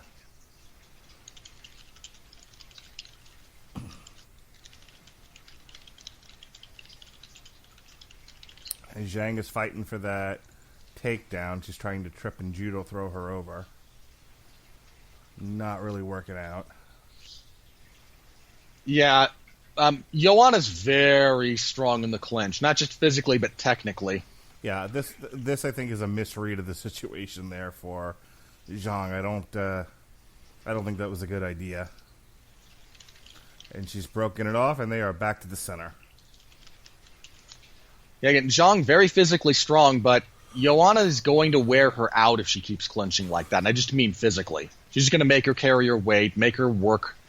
And we have no idea how Zhang's cardio holds up over a full 5 rounds, much less 5 rounds at the pace of Joanna. A big right there from Zhang.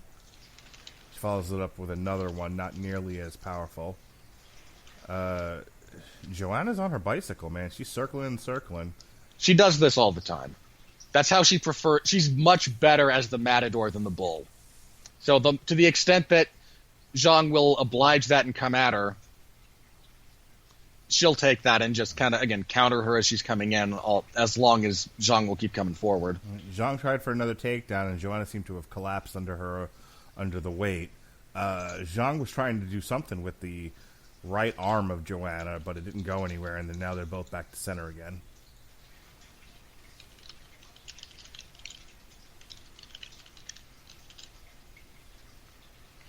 Yeah, Zhang's right is starting to find its home. She's got a timing read on the leg kicks, I think.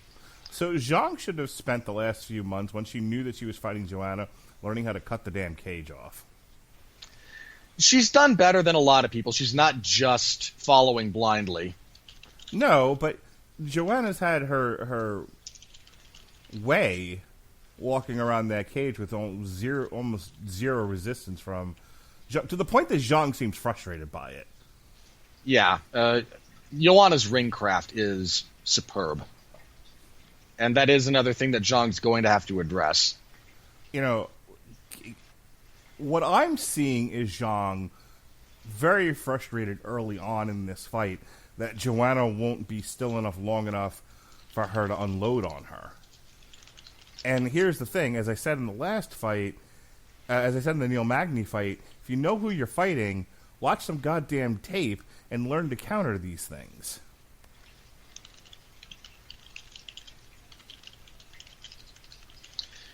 Yeah, Zhang is now trying to fall into the kind of counter-striker role, I think.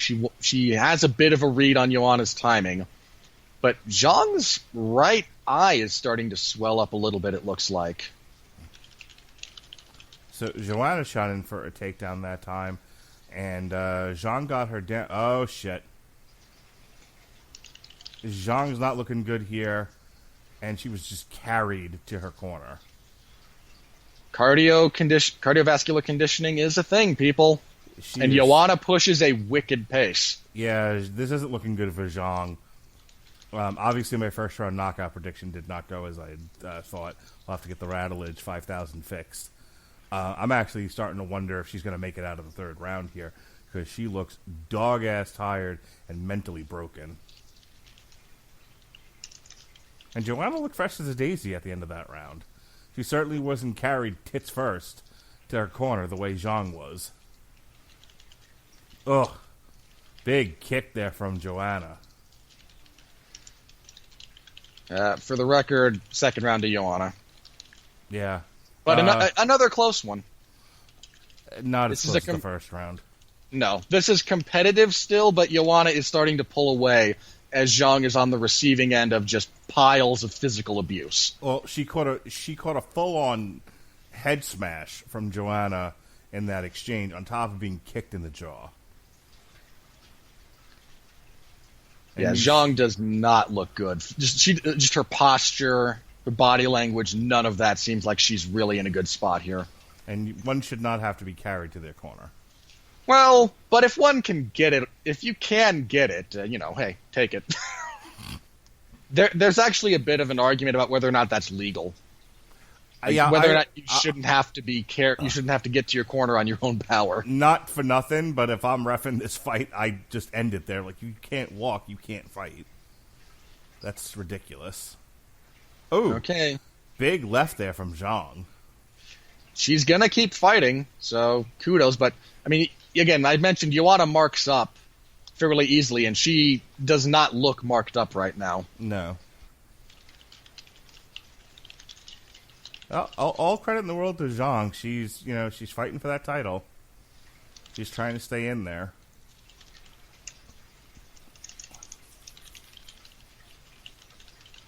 Yeah, she's not going to go quietly. That's for sure. No, but her leg.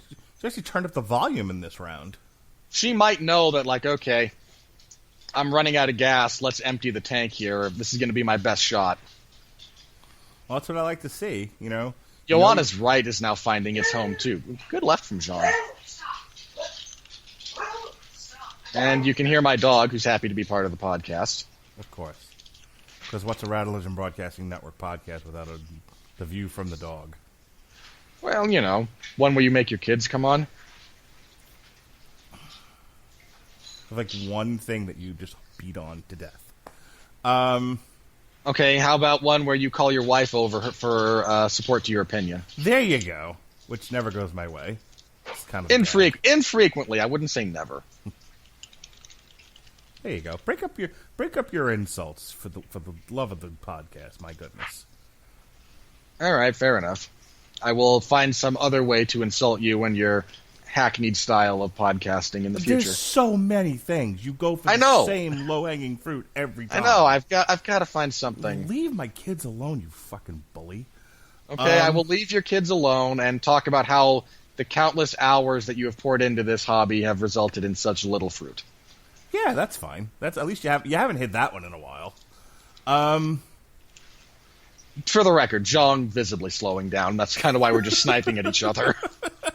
You can tell when we've lost interest in the fight. A lot of exchanging of leg kicks in this round. Oh, Jesus Christ. It's becoming a pet peeve of mine to see fighters just utterly frustrated with their striking exchange and just go, ah! As they try to take somebody down. Yep. Welcome to my world. Yeah, Zhang, she's planting her feet if I might get technical. Zhang is planting her feet way too soon. That's letting Joanna just move in close enough to get her to plant and counter.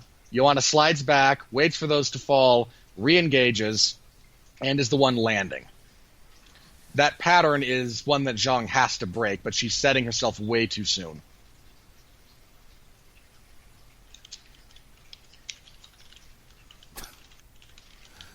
Zhang taking advantage of Joanna being slightly off balance. It looked like she was going for some sort of a roll as she dove her head into Joanna's side. Hey, take what you can get.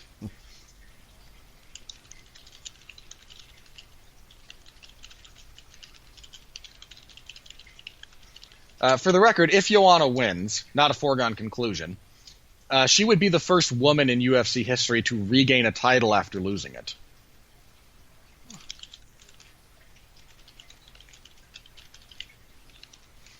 Yeah, that clinch work is not doing Zhang's cardio any favors.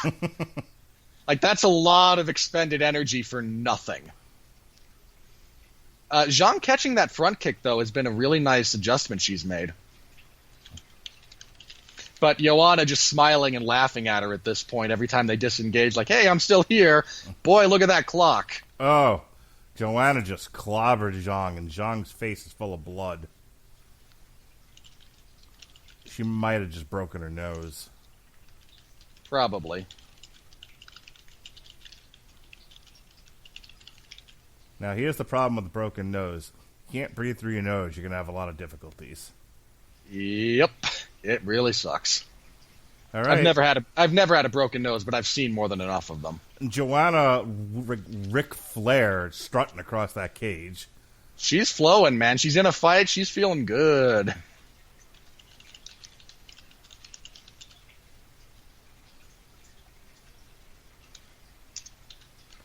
So they're still in Joanna's corner here. I want to see what the damage she took in Zhang's corner, but they're not showing it to us. And here we see on the replay. That might be broken. Yep. The big left there from Joanna. Boom. Oh, Zhang going for the old head and arm throw. Like, she's just desperate. Yeah, Joanna, despite the giant hematoma on her forehead, good lord. Yeah, I didn't know if that was there before. I thought that might have just been her head. I thought this just might have been her head shape, but nope, you're right. Oof. To her credit, that means she's ducking her head to take those punches and is taking them on the part of the head that you want to take them on. That is, however, a small alien growth. It's not. We're not quite to Mark Hominick, Jose Aldo, but we're close. Oh, I remember that. It looked like his head was going to burst. It really did. Zhang's right eye is swollen. Her nose is probably broken. At a bare minimum, it's severely impaired. But she still likes to wiggle those little hips of hers. Good for her. Well, at this point in time, like, you're just running on muscle memory, and she's very clearly... She does that as kind of a rhythm thing. A lot of striking exchanges again as we are in round 4.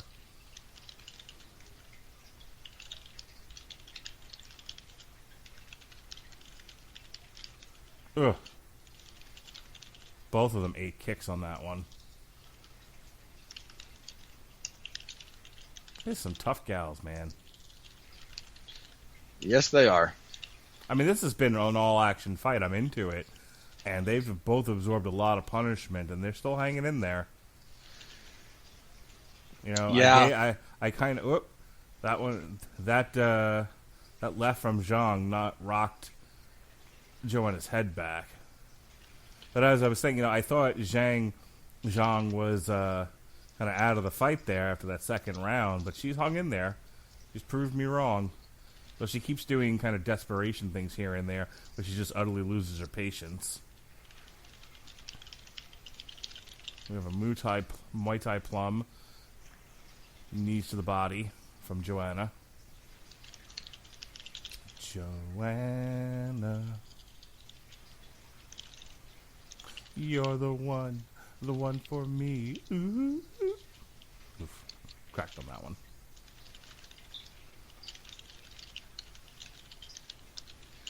Yeah, Zhang's landing, but Joanna knows how to take a punch.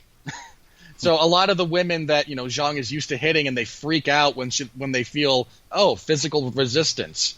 Joanna's not gonna just falter like that. You want to hurt her, you're gonna have to really hurt her.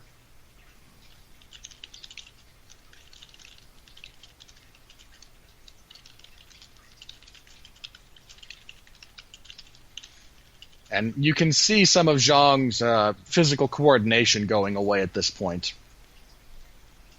Not really a good look. She's starting to flail a bit.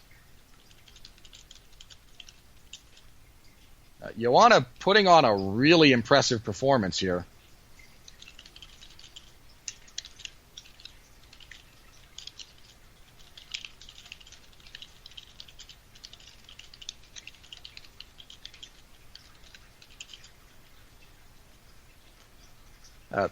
One of Zhang's hands might be compromised. She's starting to show elbows with her right, and if she punched the forehead a few different times with that hand, it might be. Even if it's not broken, it's hurting. Mm-hmm. Like, punching the top of the head is a very unpleasant feeling. Yes, we've all seen Warrior with Brian Dennehy. That's a movie? Gladiator. That's a movie? It certainly is. I'll take your word for it. Warrant covered, we will rock you in it.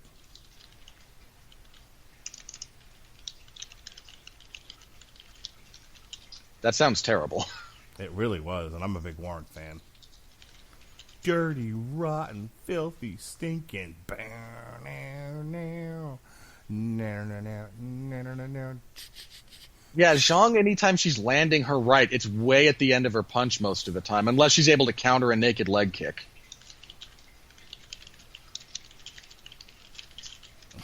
Zhang is just dragging Joanna against the cage. Oof. Zhang does not look good at this point physically. Like, her legs are still there, but they're not really under her. And you can see her shoulders are fatiguing. So, have you had this one scored so far? 4-0, Joanna? Once we get to the end of the fourth, I can tell you that, but I'm 3-0 in the fourth. Yeah, conceivably, the only round you could give Zhang so far would be that first round. And it's not like Zhang has had zero success in this fight. She's had moments of it. Mm-hmm. But if we're talking, sustained over the course of a round, Joanna excels at winning rounds, and you're seeing that on full display here.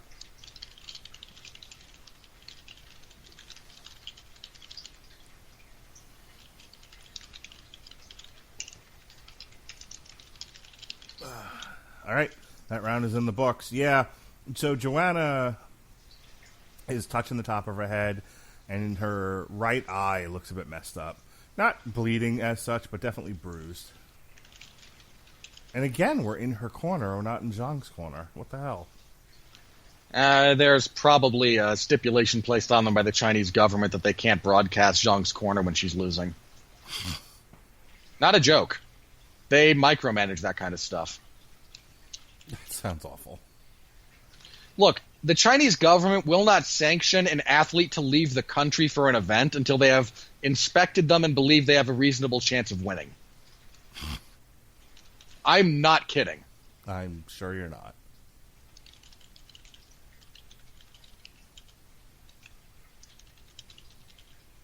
That swelling on Joanna's forehead is gnarly.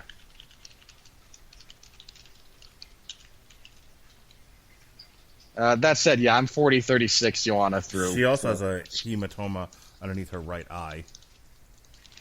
Which tells us that... Again, Zhang has been landing. I was going to say, Zhang's hitting her. Yeah, again, when I say I've got Joanna up all 4 rounds, it's not like Zhang is getting blown out of the water. This is a competitive fight. All right, we are in the last round here. And if you go man, there's at least 3 of those punches from Zhang that are landing square on the forehead. Like, that hurts both my hand and my head to watch. So, if you're going with Robert Winfree's scorecard, and why wouldn't you? Zhang has lost her title. She needs to finish.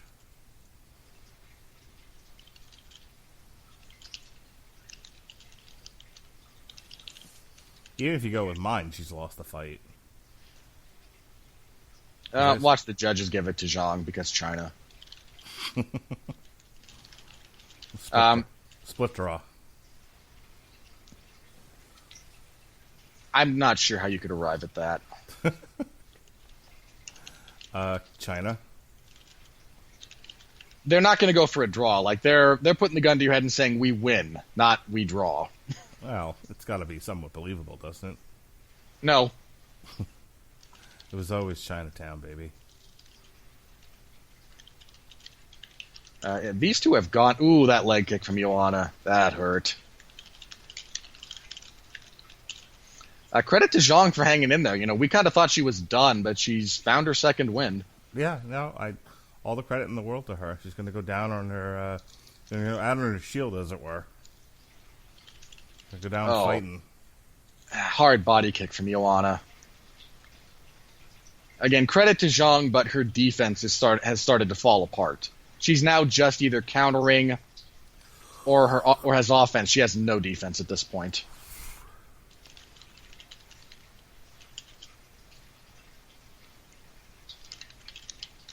Tell you what, Joanna's face is around the eye. She's got the bit of a raccoon look going for her. She's definitely bruised around the orbital. Yeah, both of these women are going to be messed up for a while. They have beat the crap out of each other. Zhang just took a hard right from Joanna. Zhang's hand speed has slowed considerably. Again, there's a lot of fatigue in her shoulders at this point.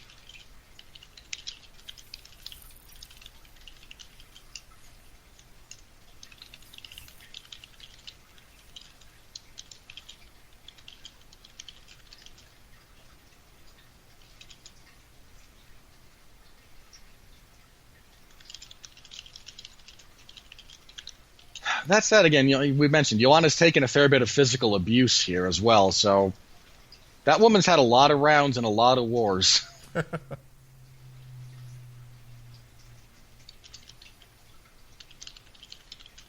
Oh, they were grappling against the cage there. Joanna popped her on the side of the head and then let her go.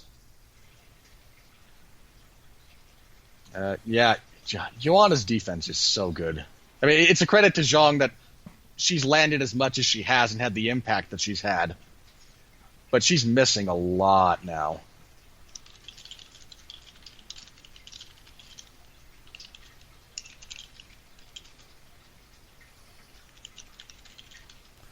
You know, Zhang, she's definitely landed on Joanna, and I wish she'll land one or two, and then she'll back out again and reset, which is all well and good, but stay in there. Maybe slip a few punches, use your elbows, stop resetting. You're running out of time. Unless she thinks she's winning on the scorecards. Well, what blind person would tell her that? Dude, we still joke about Canelo. Are we really going to pretend that her winning is the most unreasonable thing? I don't like the fact that you went for the Canelo joke again when the Brian Caraway Misha Tate bit was right there. It was right there. I fucking set it up for you. Look, the less I can think about either of those two individuals, the better I am as a human being. Isn't Misha Tate the president of one fighting championships now? She has some office position with them. Good for her. And where is Brian Caraway these days? No one knows. He exists in the hearts and minds of some fans somewhere. That's all I'm kidding. He has no fans. Big spinning back fist from Joanna. And that's it. We're done. Yeah, I'm 50-45 Joanna. Heck of a fight, though. Kudos to both those women. That was great. Yep. Okay, a very good fight from both of them. Whatever happens, I'd be excited to see them fight again.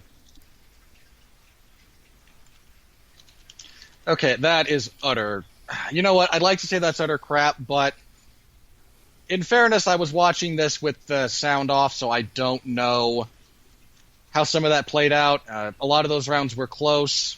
I think if you look at them statistically, I firmly disagree with that. So he is referencing the shocking conclusion to this fight. Zhang Weili, still your women's strawweight champion with a split decision win, 47-48, 48-47, 48-47. God bless America and everyone in it.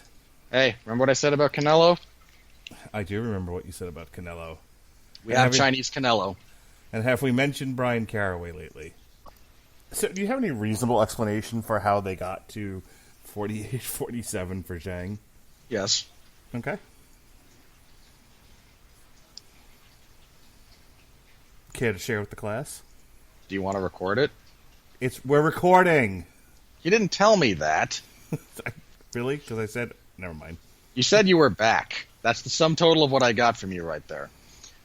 Okay, for the record, yes, because, especially if you look at rounds 1 and 2, Zhang finds the target enough, and she has a lot of power, and a lot of judges will value 1 or 2 powerful shots over 3 to 4 less powerful shots. So that's at a minimum the first 2 rounds.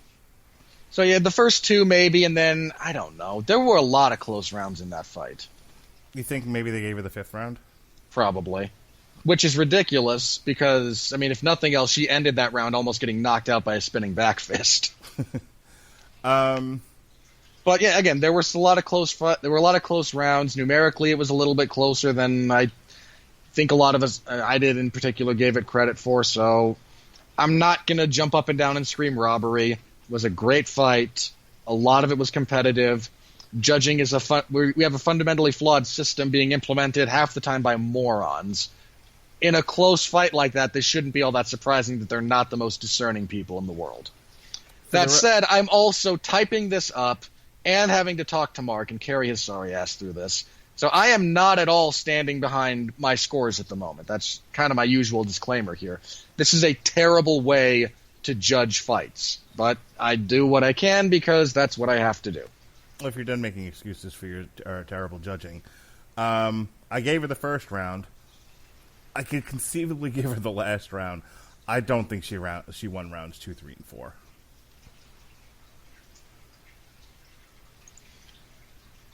That's fair. I just got off of Twitter during the break, and like everyone's like, "Oh, it was a great fight." I'm like, "That's not in dispute," but just because it's a great fight doesn't mean you should just accept whatever cockamamie score you get. Again, I thought Joanna won, but I don't matter. With you.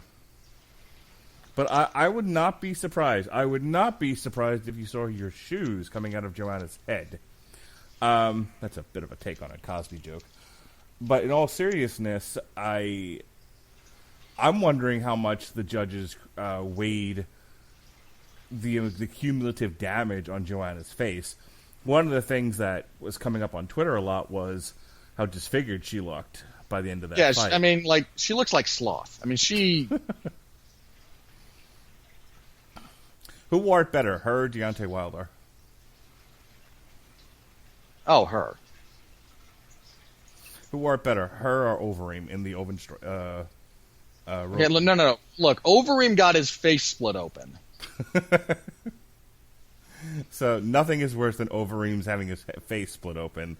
But okay, for the record, Yoel Romero would become, if he wins, the oldest first-time UFC champion in history.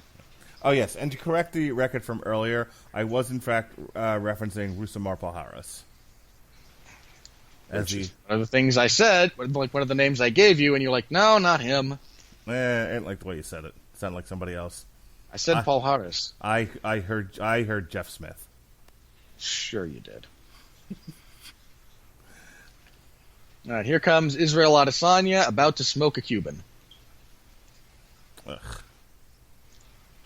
He brought a Cuban cigar to the ceremonial weigh-ins and mimed lighting it up. All right, my prediction for this fight: pain. Eh? I mean, they're having to follow an exceptional fight. I don't know how they're going to be able to do that. But if anyone can, it's these two. Yoel Romero is going to hit Adesanya in the face, and his soul is going to go to heaven. With Yoel's power, that's a very real possibility. That's my prediction that I've gotten from the Radulich 5000. Look, your Radulich 5000 predicted a first-round knockout in the last fight, and we went all 5 rounds and got a split decision that was, in my estimation, wrong. Right. So the point being, your Radulich Tron 5000 is a dumpster full of horse manure set on fire. Well, how else would you get it to work? It's got to run on some kind of power. Why not horse manure-driven fire? What? Fair enough. All right. So we talked a little bit about how this fight was going to go. What's your prediction? This is a rough one. I'm leaning towards Adesanya because I have a very hard time picking against him. I did in the Whitaker fight, and he proceeded to make me look like the biggest moron on the planet. Romero is capable of winning. He is great at exploding through distance. He's incredibly powerful. If he mixes in takedowns, he could get Adesanya guessing. But Adesanya is an extremely gifted striker, has a game that is veiled in levels and levels of fakes, feints, and trickery. And Romero, when he has to fight for 5 rounds, has to manage his gas tank in very real ways. Giving Adesanya that kind of time to attack him is a dangerous proposition. Again, Romero winning out of the question? Not at all. Do I favor Adesanya? Yes. So I think Yoel Romero is going to come screaming across the cage and just throwing a windmill overhand Roy Nelson-esque right. Okay, that he's not going to do. First of all, he fights southpaw 90% of the time. And he's going to hit Israel Adesanya. And Adesanya is going to join Alice on the moon. Well, we'll find out if you are correct. I'm never wrong. You are wrong all the time. Frequently, not all the time. You are wrong more than you are right. This is true, but I'm not wrong here. Well, we're about to find out. So if this goes longer than a minute, you're wrong. And you have to live with that. I've lived with worse. Just saying. If it goes longer than a minute, and... Okay, it could go less than a minute and Adesanya could win. Not out of the question.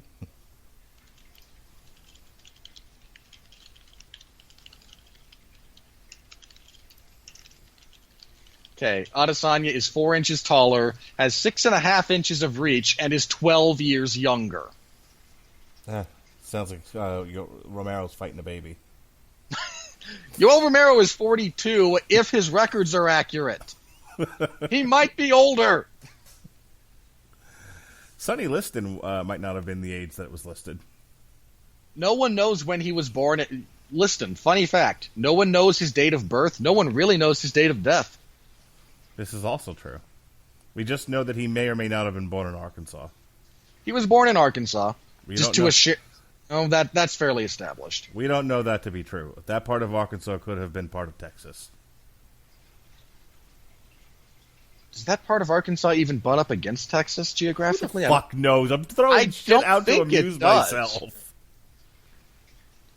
Now, you know the story about Sonny Liston leaving home at the age of like 12, right? Yes, I am aware. We did a podcast on it. The family like sharecropping mule died. His abusive father told him, "Okay, you're the mule now," and he noped out of there. Yes, and then years later he would beat on Floyd Patterson like Floyd Patterson owed him money.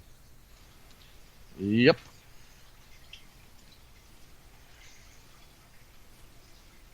Poor Floyd Patterson. I'm such a great boxer. Watch me technically... Oh, I'm dead. Was hit by... First ever 2-time heavyweight champion. Come on now.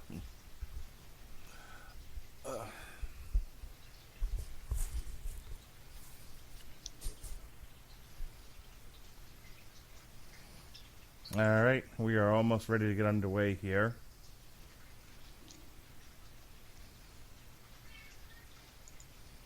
Adesanya should be fighting at, like, flyweight.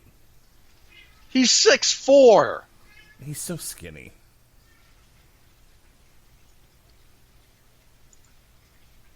Do they have... Yes, he's a thin man. Do they have an atomweight division? No. Not for men or women. They're about to just get rid of flyweight. You want them to throw in atomweight? You can practically see through Adesanya. That's not true. This is what happens when I stay up too late. Look, you're the one who decides you want to do these things. Yeah, I wanted to watch this. I'm excited for this fight. But I have to make stupid jokes to amuse myself. And I hope our listeners are enjoying the comedy stylings of the patriarch of the Radulich and Broadcasting Network, Mark Radulich. Here we go. We're underway, finally.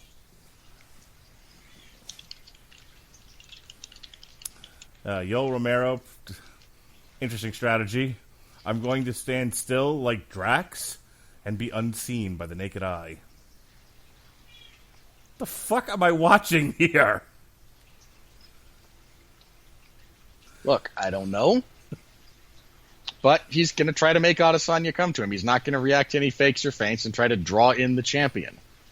Romero's a weird dude, man. You know that. Did you just see the little shuffle he did? What? Oh, we're almost minute into this fight, and no one's thrown anything. The most action we've seen has come from Yoel Romero's legs that he shuffled.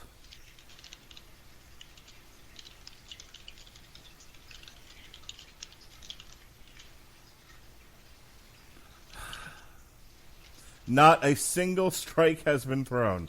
Not a leg kick. Nothing. We're at 3 minutes and 44 seconds.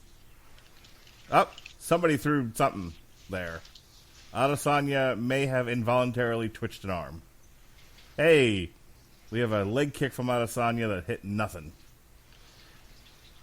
You know, this is an interesting response from an interesting angle from Romero to try and take here.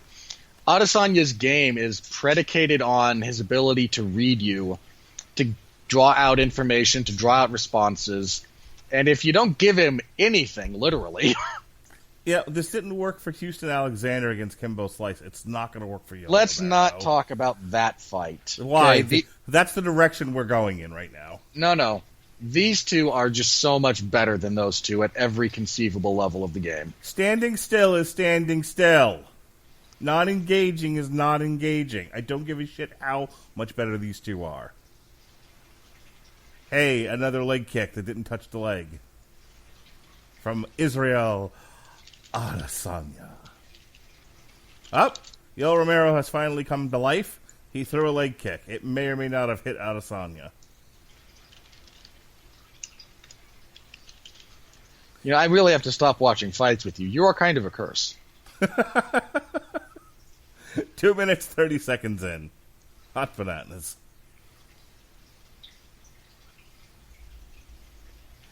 Well, if you're looking at the official UFC clock, that's not 2:30 in, that's 2:30 remaining. They count down. It's a 5-minute round. Fair enough.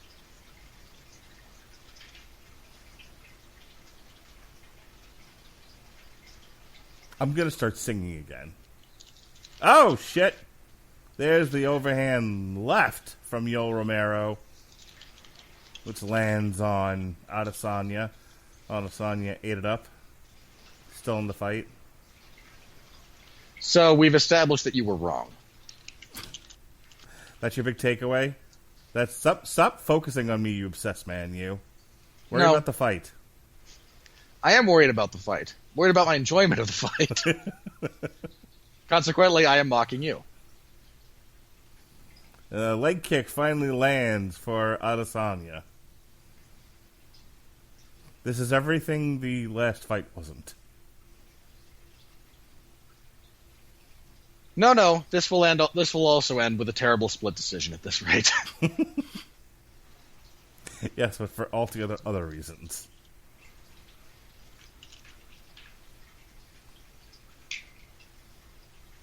The laziest of lazy roundhouses from Yoel Romero. Leg kick misses. Oh, a jumping switch kick from Yoel Romero. Adesanya sort of brushes it off. You know, in fairness to Yoel Romero, he is technically winning this round. I'm just throwing that out there. Has really anyone won this round? Because I feel like we've all lost. Look, all the viewers lost. We are less than 30 seconds away from the end of this round, and I'm ready to throw something at my television. Look, I can't control what you do with equipment and your own purchased items. If I walk from my computer to the garage to change the laundry because of the condition I'm currently in, I will be out of breath. And given, just based on the performance we saw in that first round, I could whoop these two guys. That is a profoundly inaccurate statement. You bloviating jackass. Based on the first round we just saw. Even based on that, you would have no prayer. I would have every prayer.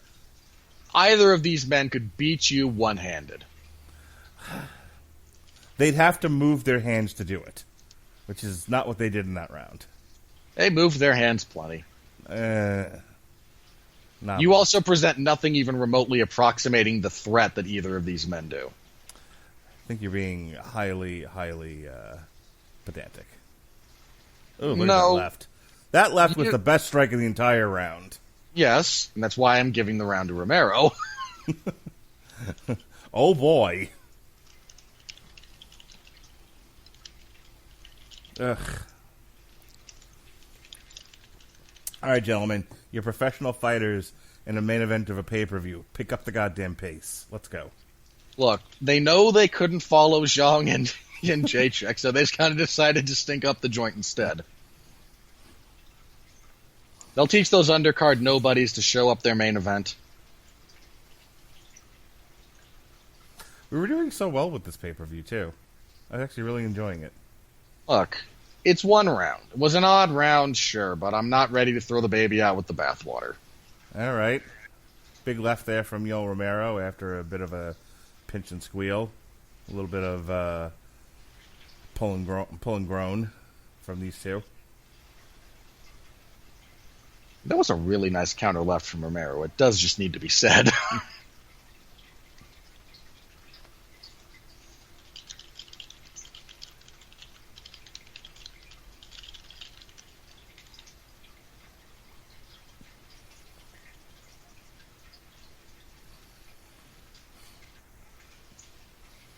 If I start violently coughing during this round, there'll be more action coming from me than there is the actual fight. I imagine that might be true. Adesanya's starting to work a front kick to the body now this round. It's a good read. Clashing of kicks there. Whoop. Whoop. Ah. Heat. Adesanya threw a head kick. Yoel Romero starting to vogue.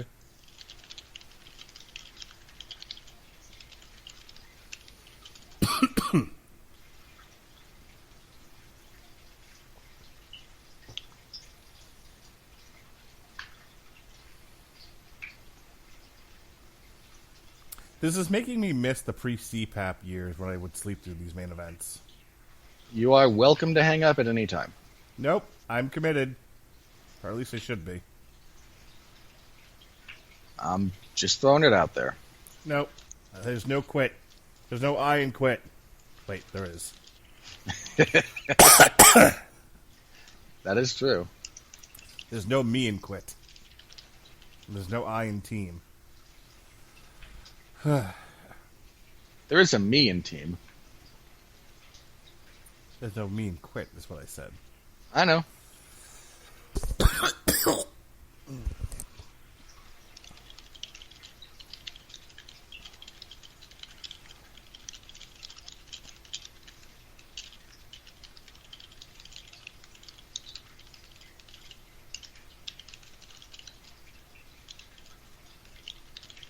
They style bender doing a nice dance move there. Yeah, these two showed a bit more energy in their dance-off at the ceremonial press Oh, Christ almighty. Yoel Romero has come to life and is starting to beat on Adesanya. And then the spirit left him, and they took back to the center again. Well, if he didn't like what he was seeing, Romero has gassed out before, and he knows that's a bad thing.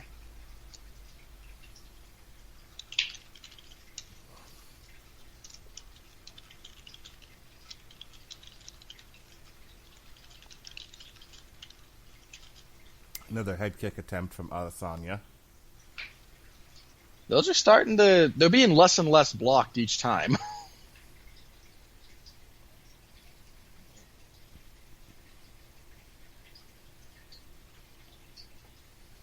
So, this thing where Yoel Romero, it crosses hands in front of his face. What is that all about? Depends on who you ask.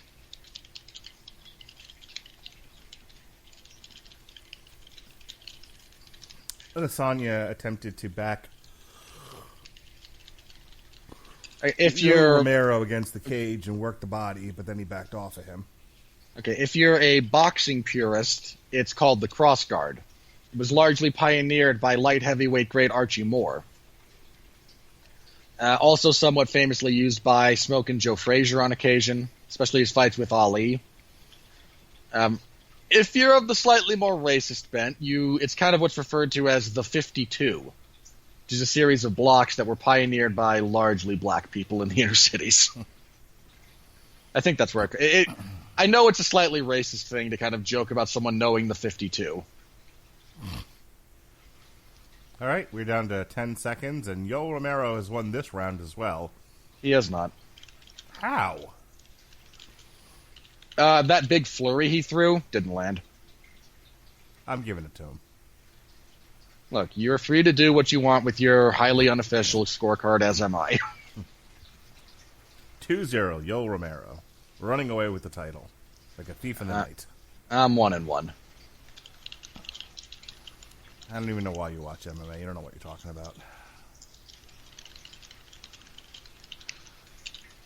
Well, look, if I... Yeah, no, I'm not going to go there.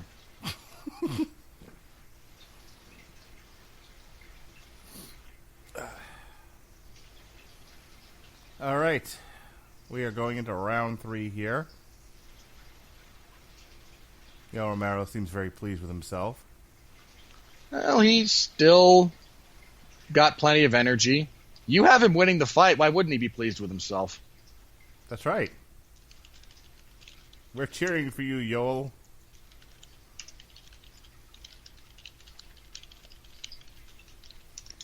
They were working on Adesanya's face there for a little bit, trying to get down to give some swelling or working on maybe a small cut. We've got some activity in round 3. I'll believe it when I see it.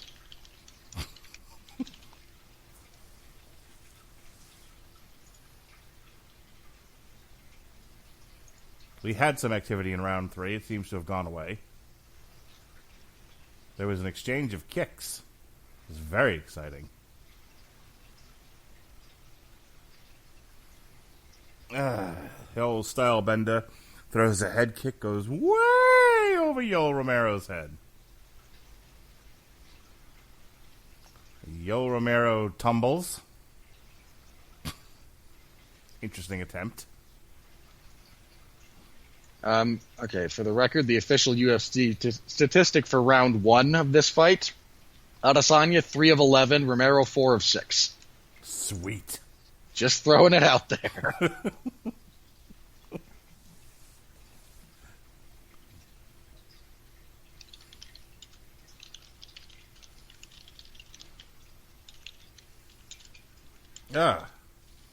Big looping right from Yoel Romero.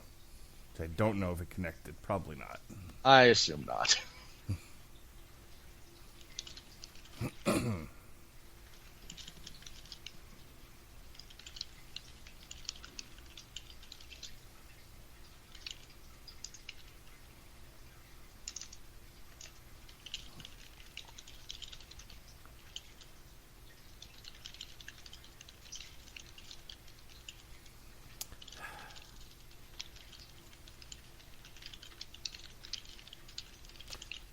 Well, folks, I don't know what to tell you here.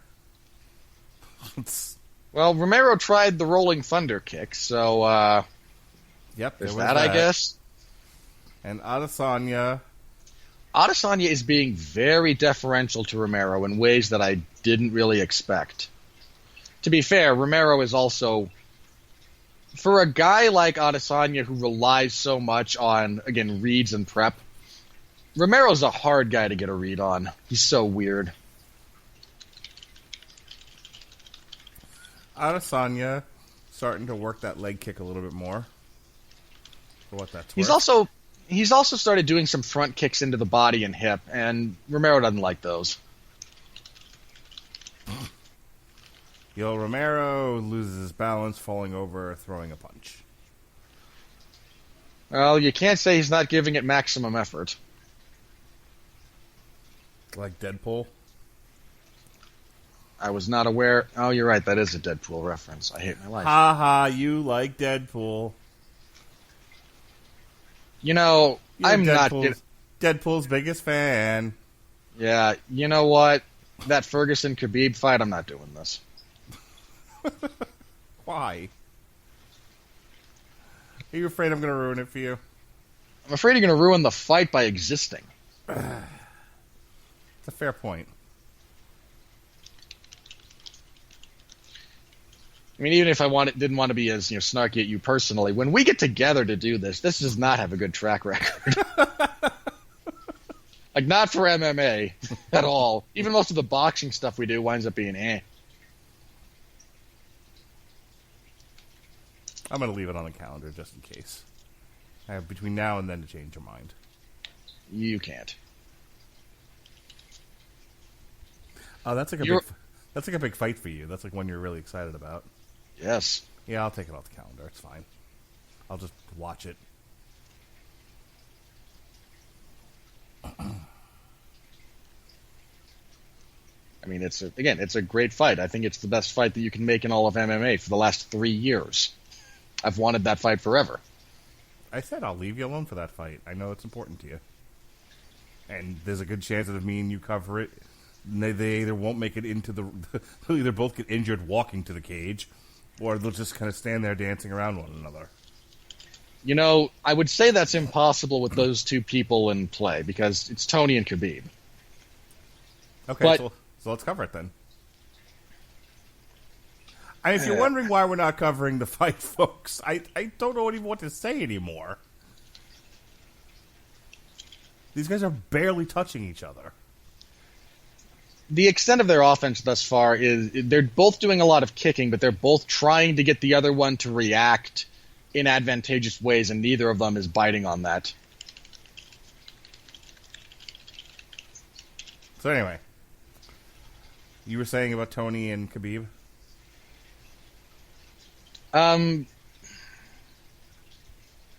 What was I saying about that fight? That you can't wait to cover the fight with me, and you're very excited about the prospect? Ugh. I almost don't want to cover that fight for the sight. Like I just want to watch it, you know?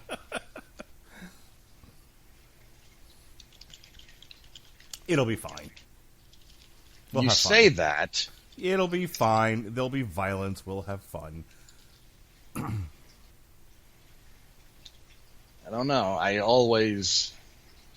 The fans are now trying to amuse themselves by waving their cell phones in the air. I think this is just an anomaly. Really? Because the last time we did this, we had a similar experience, if memory serves. What, the last pay-per-view? Last time we did one of these. The last time we did one of these was Overeem and Rosenstrike, and Overeem's face got cut in half. Sure, after... it wasn't a bad fight. But that whole event was so tedious.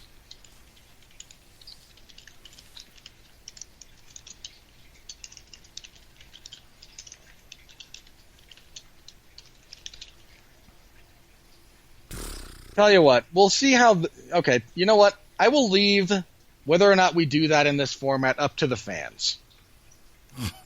To those of you listening, if you want to hear Mark and I do this for Tony versus Khabib, you have to let us know, or I'm not going to. All right, so Yoel Romero just laid in a knee and followed up... I can't even with you. And then... Again, I'm willing... If there is enough fan outcry, I'm willing to bite the bullet.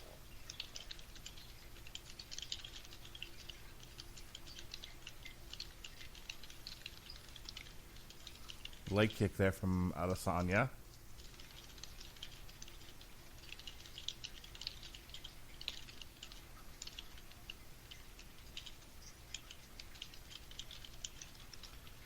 Yeah, Romero's starting to come forward a bit more, but that is giving Adesanya what he wants. So I expect Romero to start backing up in the very near future. Well, Adesanya's leg kick has been probably the most significant amount of damage he's thrown the whole fight.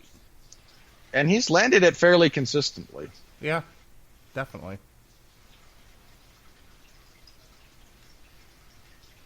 Yeah, Romero has such a very weird style. Well, Romero wants to pick up the pace here, but I don't think he's figured out how to do it. Not safely. He's very flummoxed by Adesanya. These two are mutually confused. Neither one has a really great read on the fight. Adesanya has a slightly better one. Well, Adesanya's starting to do we have a poke in the eye. Well, that was... We hadn't had... hang on. We'd only had like one eye poke prior to this all event, so we're up to our contractually mandated 2.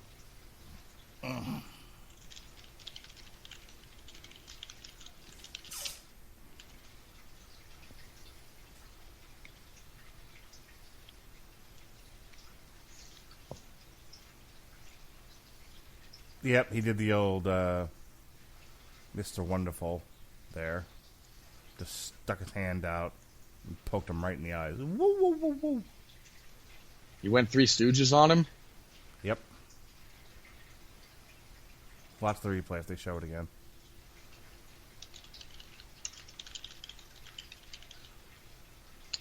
I'm far enough behind, I'm still waiting for them to get to it.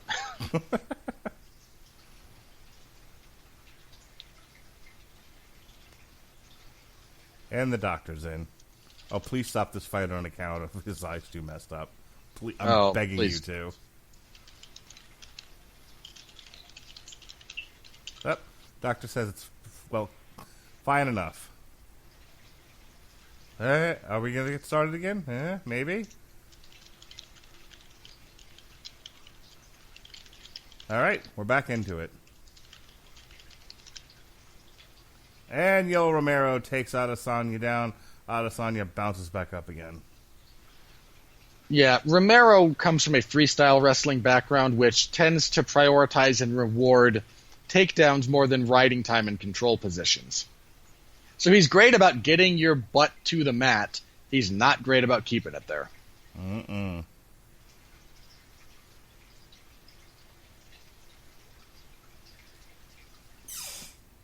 You know, I said we were going to go for another crappy split decision. And, well, you know, who I don't predicted that Yoel Romero was going to not fight. It's not that he's not fighting. He didn't do a lot of the fighting in the first round. Hold on. I'm not defending it as enjoyable. I'm saying the notion that he's not doing anything is inaccurate. No, I absolutely thought he won the first 2 rounds. And then I'm not really sure what's been going on since then.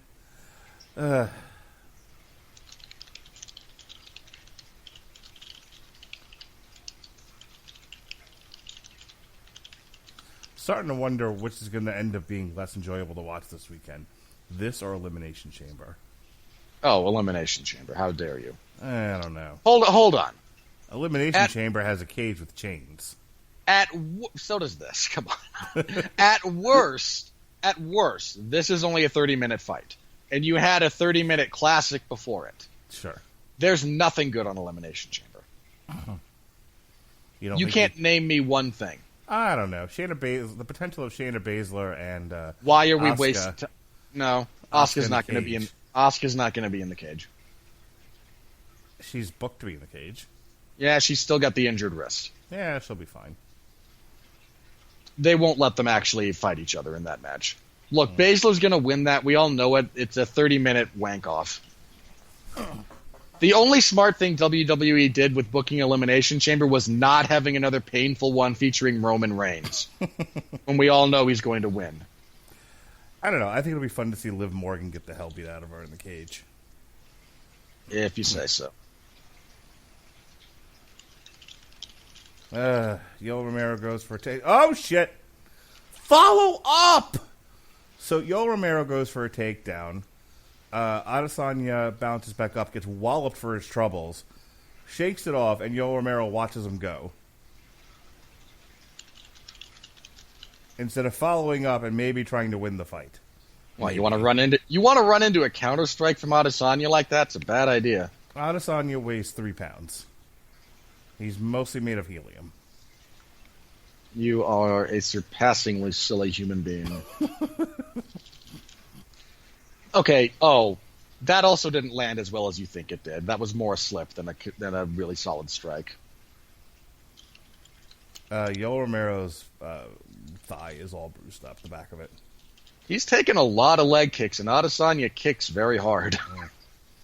Yep, there it is. Ugh. He buckled him with that second one they showed.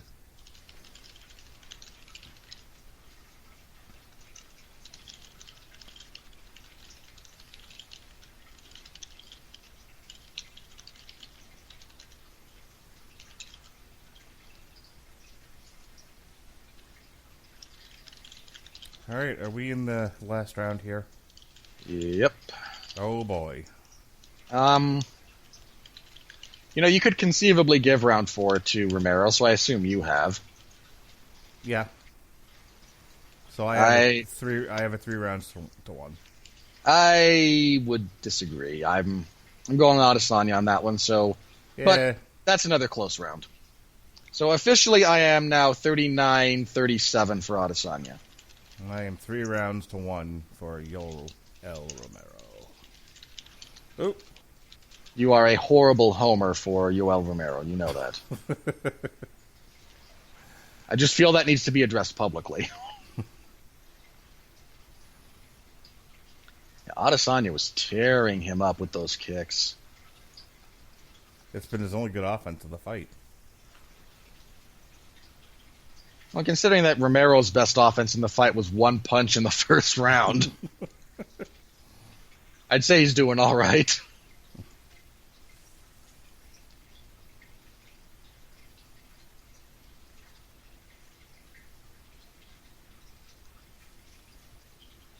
An odd fight. Another overhand right there from Yoel Romero. Looks like it was blocked by Adesanya. I mean, Romero has only hit Adesanya clean the one time. Adesanya's been really good about avoiding the others, be that weaving away, leaning, blocking on occasion.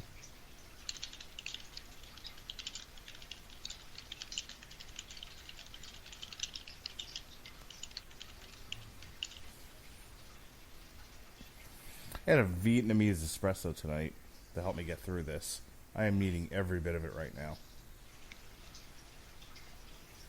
Again, you always seem to decide that these are a good idea until you remember the reality of how long these cards are and the high volatility of fights. Well, look, I expected this one to be fireworks. Look, if you believe the flaming horse shit that is the Radulich Tron 5000, you expected this to be over in less than 90 seconds. You're not wrong.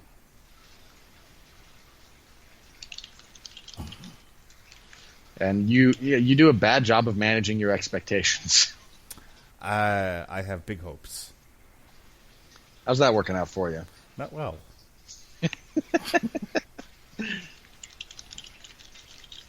But a man is nothing if not without his hopes That's not true. and dreams. Also not true. Now, just because you have no hopes and dreams doesn't mean these aren't good Look. things for people. I spent 12 years being entirely sure I wasn't going to be alive at this point in time. I don't know how to handle the fact that I'm still here at the age of 34. I know a lot of drug addicts that say stuff like that. I was never a drug addict. I was suffering from pretty severe depression. I remember the story. I'm just saying I've heard that exact same phrase said by people who do lots of drugs. I was expecting to be dead by now. You know, you really kind of do. So when you're not, everything seems even worse. So Yoel Romero attempted to be violent, and Adesanya ran away, hands in the air, screaming, "Ah!" That is not at all what happened. He tried. I haven't seen someone try to run out of a cage since the last time Cyborg beat up the poor Japanese woman in Strikeforce. Okay, that was a balance issue. I just saw the punch you were talking about. Adesanya tried to run and try to escape the cage. He thought he was in a WWE match. He was asking for the door to open. I saw it.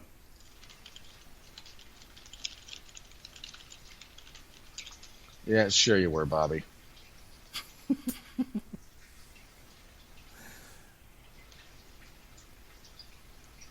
If you're going to refer to me as Bobby Heenan, you need to say, "Will you stop?" I most certainly do not. Because I am most certainly not Gorilla Monsoon. What if you just yell, "What a maneuver"? That pains me to the soul, sir. Bobby never really worked with anyone in the WWE who was, like, super technical. It's very true. You know, Romero's actually come close with a couple of punches, and given how bad judges are, they might think he's winning this round. Oh, let's see, you got him there. And Adesanya reacted as if he wasn't in a fight.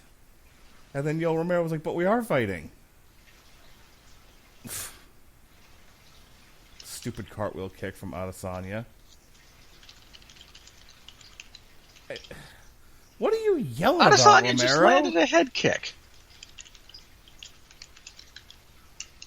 For that cartwheel thing that he did? No, a different one. Oh, I'm like, that cartwheel thing didn't work at all. No, that was a giant waste of time. Romero wants a slugfest. Adesanya appropriately does not give it to him. Because why would you get into a slugfest with that man? Okay, at this point, it looks like they're trying to hold Yoel Romero back from trying to murder Adesanya. Mind you, the fight's over.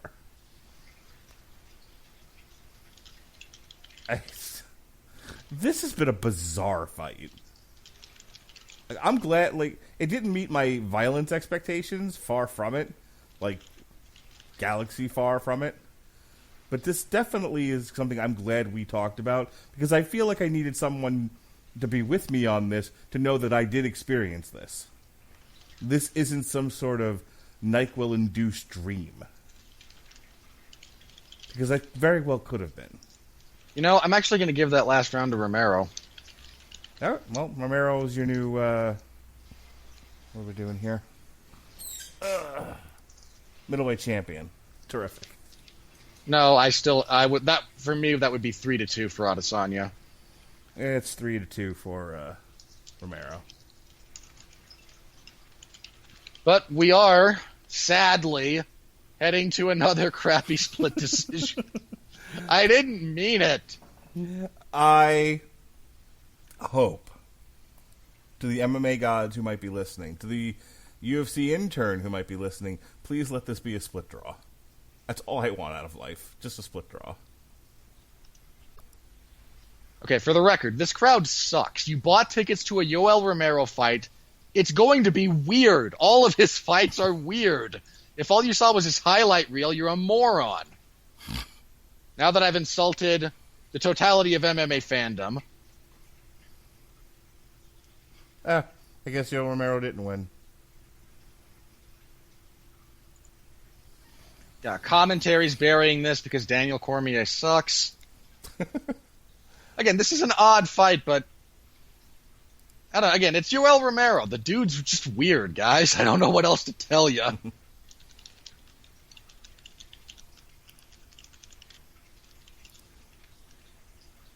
So, I'm waiting for the scorecards to come up, but Adesanya won. Hang on, let me listen. I'll tell you. Like Road Warrior Hawk once said, well, Israel Adesanya He only said that once? Continues to be your middleweight champion with a unanimous decision, 48-47, 48-47, and 49-46.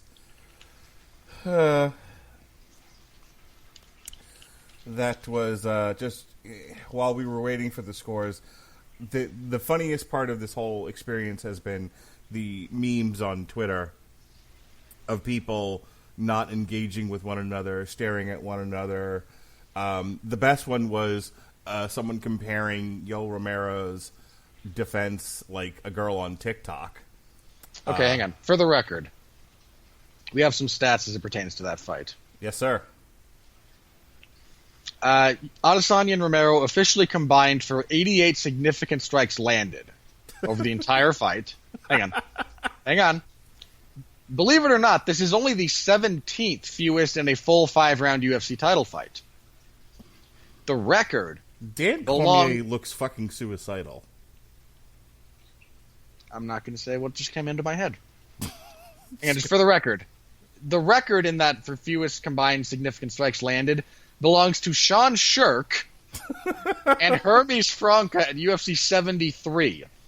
Those two, I could say something unkind about both of them, and in the case of Franca, it would be deserved, combined for a stunning, masterful, unprecedented 41 significant strikes landed over 5 rounds. How did this compare to Clay Guida versus what's his nuts? Gray Maynard? That's the one. Hard to say. How did this compare to Kimbo Slice versus Houston Alexander? Look, Kimbo Slice versus Houston Alexander is about the 3rd worst fight I've ever seen. Yeah. Until tonight. No. But for me, it was. This was Look, fucking terrible. You miserable trash panda.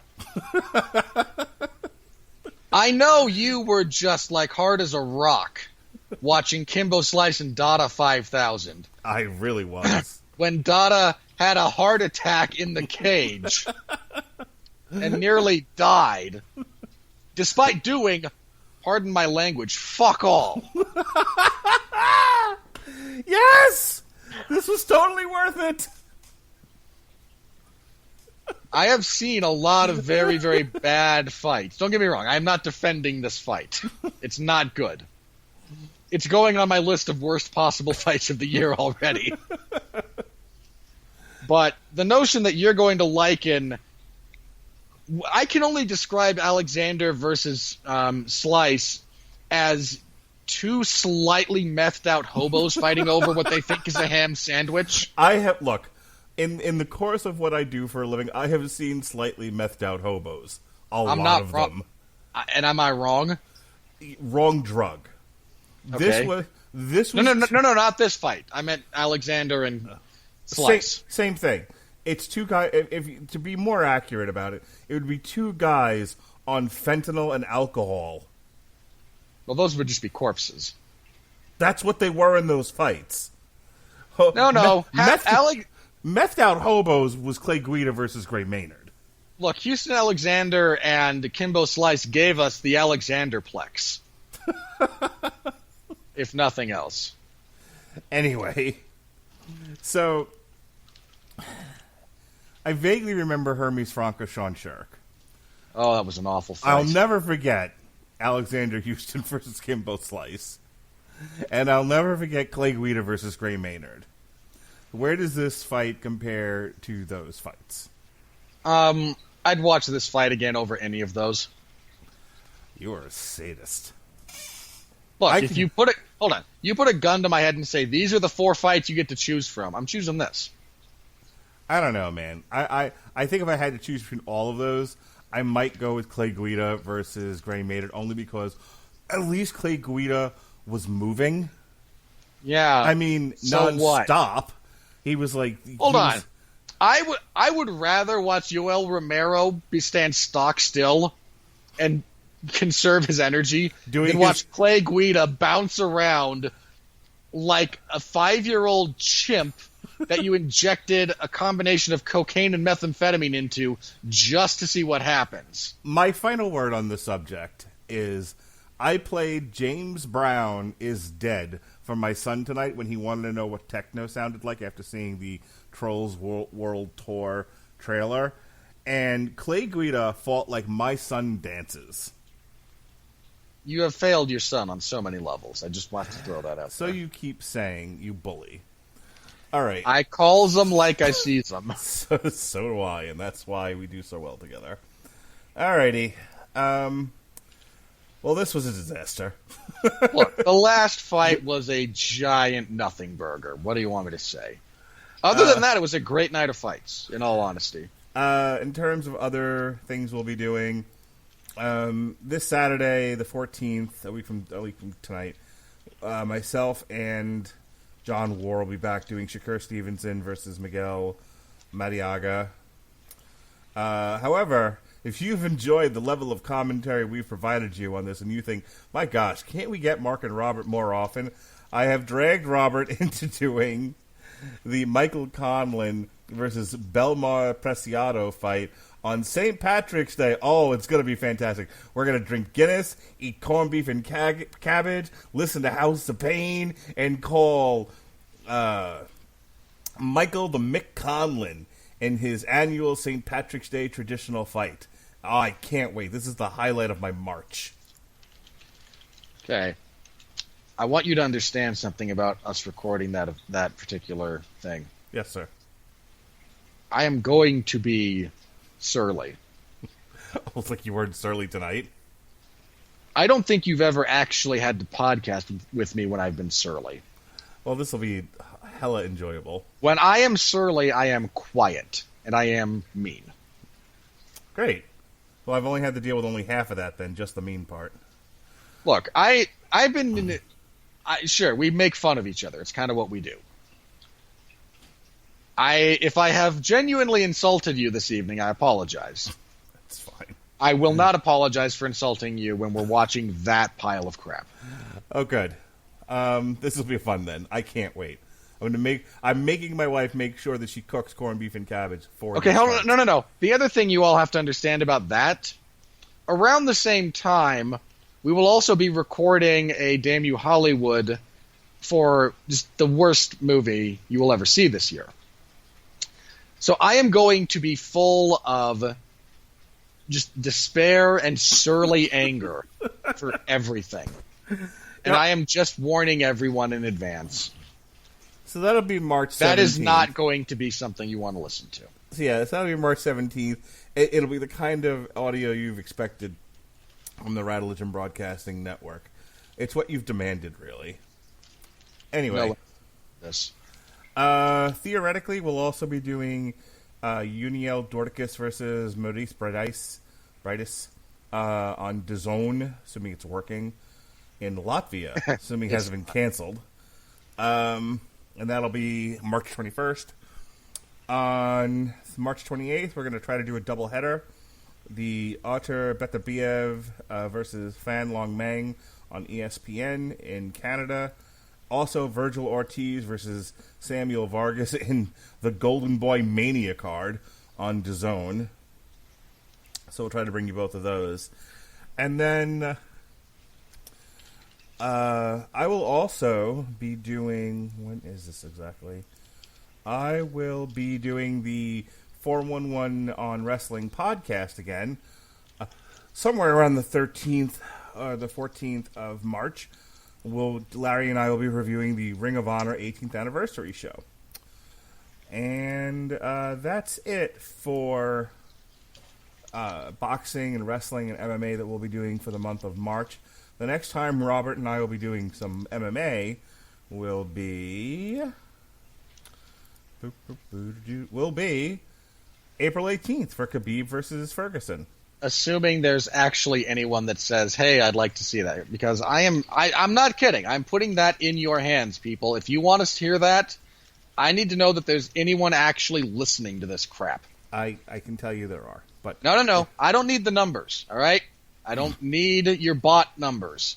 I need actual, provable results from human beings saying that they listen to this and that they would like to hear us do this again over that fight. You're a bot. So, now, look, anyone listening to this is on you guys. You can make it happen. I will absolutely bite that bullet. This week on the Radulich and Broadcasting Network, we've got Harley and Ivy meet Betty and Veronica, Onward, Body Count, Carnivore, Elimination Chamber, and the first half of the first season of Harley Quinn, the animated series from DC Universe. And I believe that's it. You can check out our reviews of Super Showdown, October Faction, the comic, October Faction, the first season on Netflix, Five Finger Death Punch, Fate, and The Invisible Man. All right, Robert, quick do your plugs and let's get out of here. Tomorrow on the 411 Ground and Pound MMA podcast, we'll break down the action from this event, the good, the bad, and the ugly. Action, right. Look, your recency bias is showing, all right? There's plenty of action in this event, outside of the main event. I don't remember anything past the main event. You barely remember your own name. So we'll be breaking this down. We'll be previewing next week UFC on ESPN Plus 28, which will take place in Brasilia, Brazil. And is, a pretty good card on paper. Not great, but for a fight night in Brazil, I'll take it. This Tuesday, Mark and I will be reviewing Onward, so look forward to that. And yeah, I think that's all you're going to be able to find. That's where you're going to find me over the next little bit. I'll see you all whenever I happen to see you. And if you just want, again, I freely admit, I'm not kidding about this. You want Mark and I to do Tony and Khabib, leave a comment, tweet Mark, whatever. I need provable data that people actually listen to this, and I will bite the bullet. Otherwise, I'm going to watch that particular event in as much peace as I can get, while having to type out what I see and try to find useful stuff on the internet to spice up my coverage. All right, folks, thanks for joining us here on the Radulich and Broadcasting Network alternative commentary for Adesanya versus Romero. Be well, be safe, and behave.